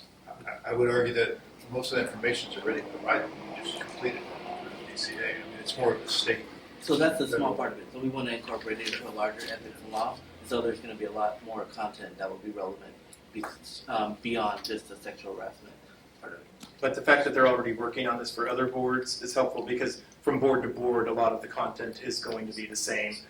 We all do the same thing. We regulate professions to protect the public, and so there's likely little variation from one board's ethics requirements to another's. So I think the department, once they have a few of these done, would be on course to roll out these type of courses for all boards and bureaus. Thank you. I think it's going to be very beneficial for everybody. Any public comment on this? We're a residency site in my office for naturopaths, along with a postdoc preceptor for chiropractors, so I don't think it's specific to chiropractic. I think in this day and age, times have changed, and with the younger generation, with social media and whatnot, I think boundaries are probably something that everybody, and especially new licensees, can learn, because the boundaries are now very blurred when everybody's your friend online. And I think there still needs to be a strong reminder of the responsibilities and duties of a doctor, and the importance of making sure that we steer our relationships accordingly. Just quickly, if my memory serves me well, I believe Assemblywoman Lorena Gonzalez introduced a bill a couple of years ago, maybe in the past year, mandating such a training for all employers. But I think it was the implementation depending on the number of employees that each. Are you familiar with? No, but it sounds familiar. Yeah. But we'll look it up. Yeah, so you may want to look at that, because that might be another piece, I think, that that we can incorporate. Because in addition to sexual, was also the bullying and sensitivity training, kind of like was a catch-all type of thing. Thank you, Marcus. Any public comment? Okay, so we're going to move on to, thank you, Dr. McLean.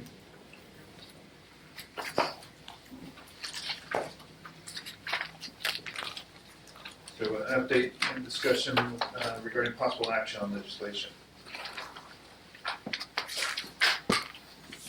Good afternoon.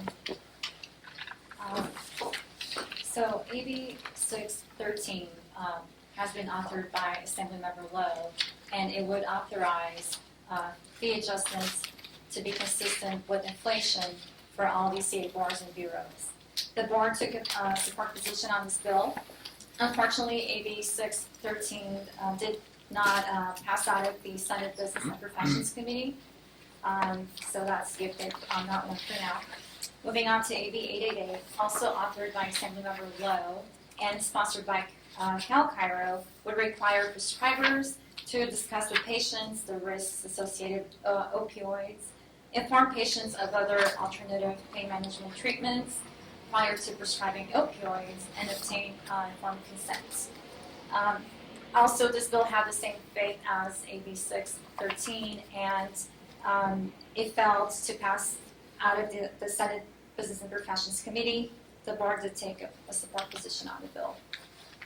Moving on to SB 425, authored by Senator Hill, it would require healthcare facilities and any entities employing healthcare providers to report allegations of any sexual misconduct or abuse to the appropriate licensing board within 15 days.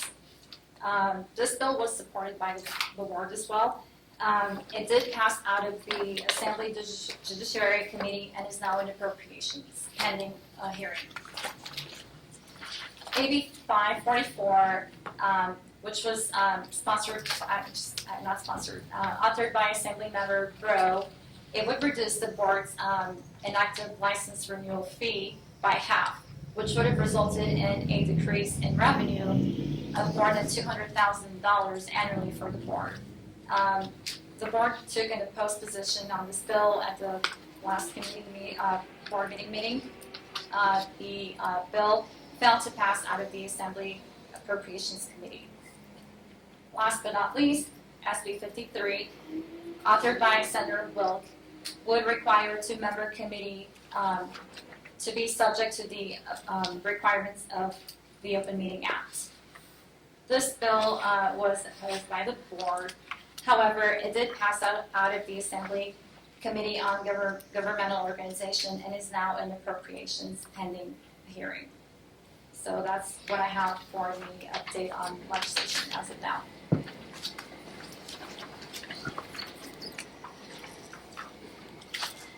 I would like to just discuss one thing with the board members.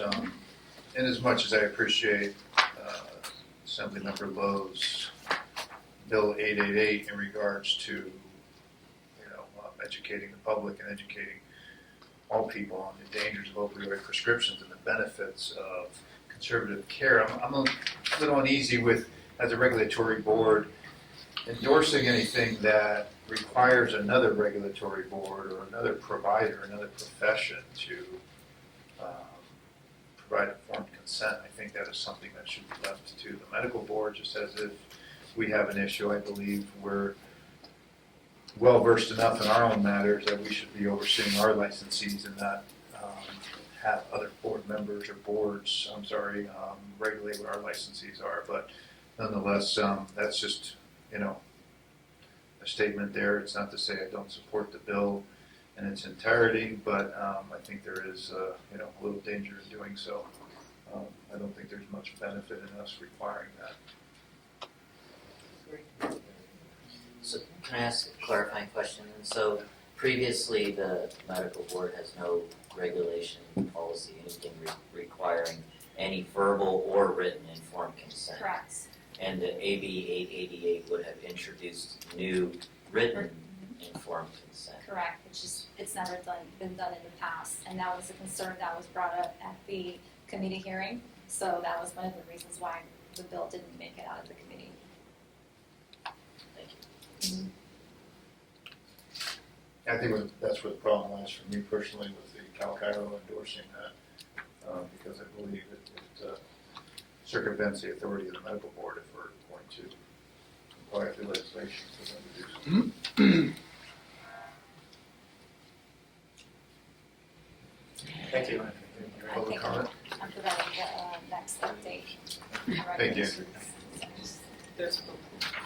Just a quick comment. In regards to informed consent and additional informed consent, in New Mexico, the Chiropractic Board is facing an issue with advanced practice chiropractors and a change in the formulary and then requiring that the APC chiropractor give an additional informed consent on a particular treatment after informed consent has already been given.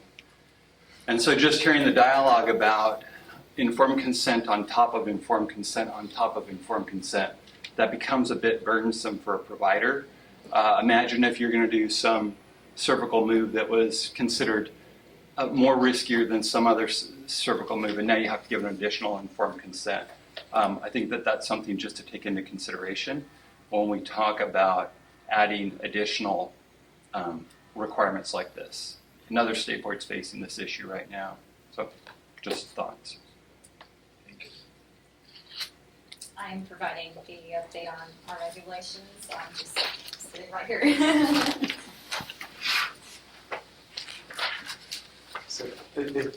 So can she go ahead and start on regulations? Sure.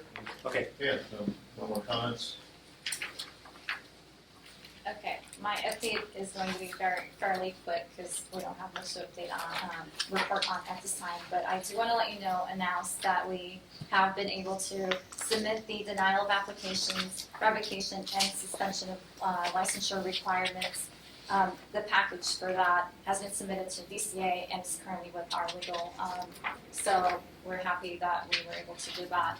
And then in addition to that, the probation status disclosure package has been developed, is currently being reviewed by management, and we anticipate submitting it to legal by next week. One last report update is that staff and the CE committee have meeting on a regular basis to work through policy issues related to the CE regulatory proposal.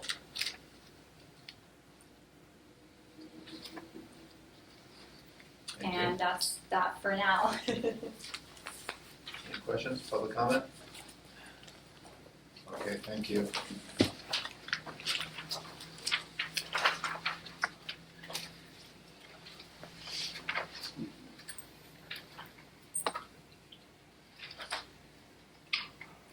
So I think we're up to the public comment for items not on the agenda. No? I'm sorry. Did I hear what you said? Did I skip something? Public comments for items not on the agenda? Any future agenda by, go ahead. Going back to the CE and the issue of certain practitioners not, getting a certain amount of hours on a topic and not enough on other topics. I think Robert discussed the idea of controlled content. Would it be easier to require those providers that provide continuing education that are board certified to allocate a certain amount of hours? Let's say if it's a 10-hour, continuing education, to do like 6 hours of ethics, or 2 hours of ethics, 2 hours of this, so that way, as a practitioner, if I'm taking class from somebody, I know I'm going to meet the criteria that the board requires. Yeah, and that's certainly something we can bring to the licensing CE committee, and they can discuss that option. I think that kind of becomes a marketplace issue as far as what providers. Well, we currently can't regulate that, right? We can't regulate what the CE provider does. No, I mean, we have our requirements, and for the most part, CE providers plan their courses around what our requirements are. But your comment is duly noted, and we'll bring that to the licensing and CE committee. And it certainly provides a great opportunity for a responsible CE provider to put in all those hours for you as a practitioner. And somebody's got to be smart enough to put all that together to make life easier for the practitioners. Right. That's an open marketplace. Right. Okay. Any future items not on the agenda, or any further public comment?